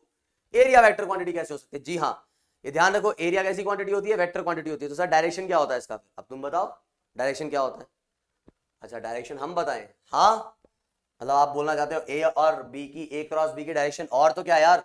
तो ए के टेल को बी के टेल से जोड़ा, क्योंकि एंगल तो देखना पड़ेगा, तो ए क्रॉस बी, तो डायरेक्शन सर ऐसी बाहर आ रही है, मतलब इस प्लेन के परपेंडिकुलर। जी हाँ, area is a vector quantity whose direction is perpendicular to its plane. मतलब आप कुछ ऐसा कहना चाह रहे हो कि इस बोर्ड की एरिया की बात करूं अगर मैं, तो इसके एरिया का डायरेक्शन इस तरफ है। हाँ, तो एरिया भी एक वेक्टर क्वांटिटी है जिसका डायरेक्शन होता है उसके प्लेन के परपेंडिकुलर। सर लेकिन यार इसको वेक्टर की जैसे यूज कहां करना पड़ जाता है? देखेंगे हम 12th में, देखेंगे एरिया को वेक्टर की जैसे यूज कैसे करेंगे। कहां देखेंगे? 12th में। तो ध्यान रखना, एरिया एक वेक्टर क्वांटिटी होती है। तो ये अब आपका जो है फाइनली वेक्टर जो है वो खत्म हुआ, और हम जो है अब बात करने जाएंगे किस बारे में? अब हम बात करने जाएंगे रेक्टिलिनियर मोशन, इसके बारे में। और रेक्टिलिनियर मोशन की एक से एक बारीक से बारीक चीज हम बहुत ही डिटेल में पढ़ेंगे, और अगला जो सेशन है वो उसी पे होने वाला है। तो तैयार रहिए। तब तक के लिए मैं यही बोलूंगा कि बस चलते रहिए निरंतर, ठीक है? क्योंकि मैंने जो स्टार्टिंग में कहा था कि रुक जाना नहीं तू कभी हार के, तो हार नहीं माननी है, बस चलते रहना है। क्योंकि जब तक आप कांटों भरी राह पे नहीं चलोगे, तब तक आप चलना नहीं सीखोगे, तब तक आप दौड़ना नहीं सीखोगे, तब तक आप लक्ष्य को हासिल करना नहीं सीखोगे। क्योंकि अगर सफलता तक आपको पहुंचना है तो राह में कांटे जरूर मिलेंगे, है ना? तो आपको हमेशा रुक जाना नहीं तू कभी हार के, कांटों पे ही चल के मिलेंगे तुम्हारे सपने बाहर के, है ना? तो तुम्हारे सपने जो तुम्हें सच करने हैं वो कांटों वाली राह पे चल के, मतलब परिश्रम और मेहनत करके ही तुम्हें मिलेंगे। तो इसी के साथ आज का सेशन मैं करता हूं समाप्त। तो मिलते हैं in the next session. Bye, take care and जय हिंद। ओके।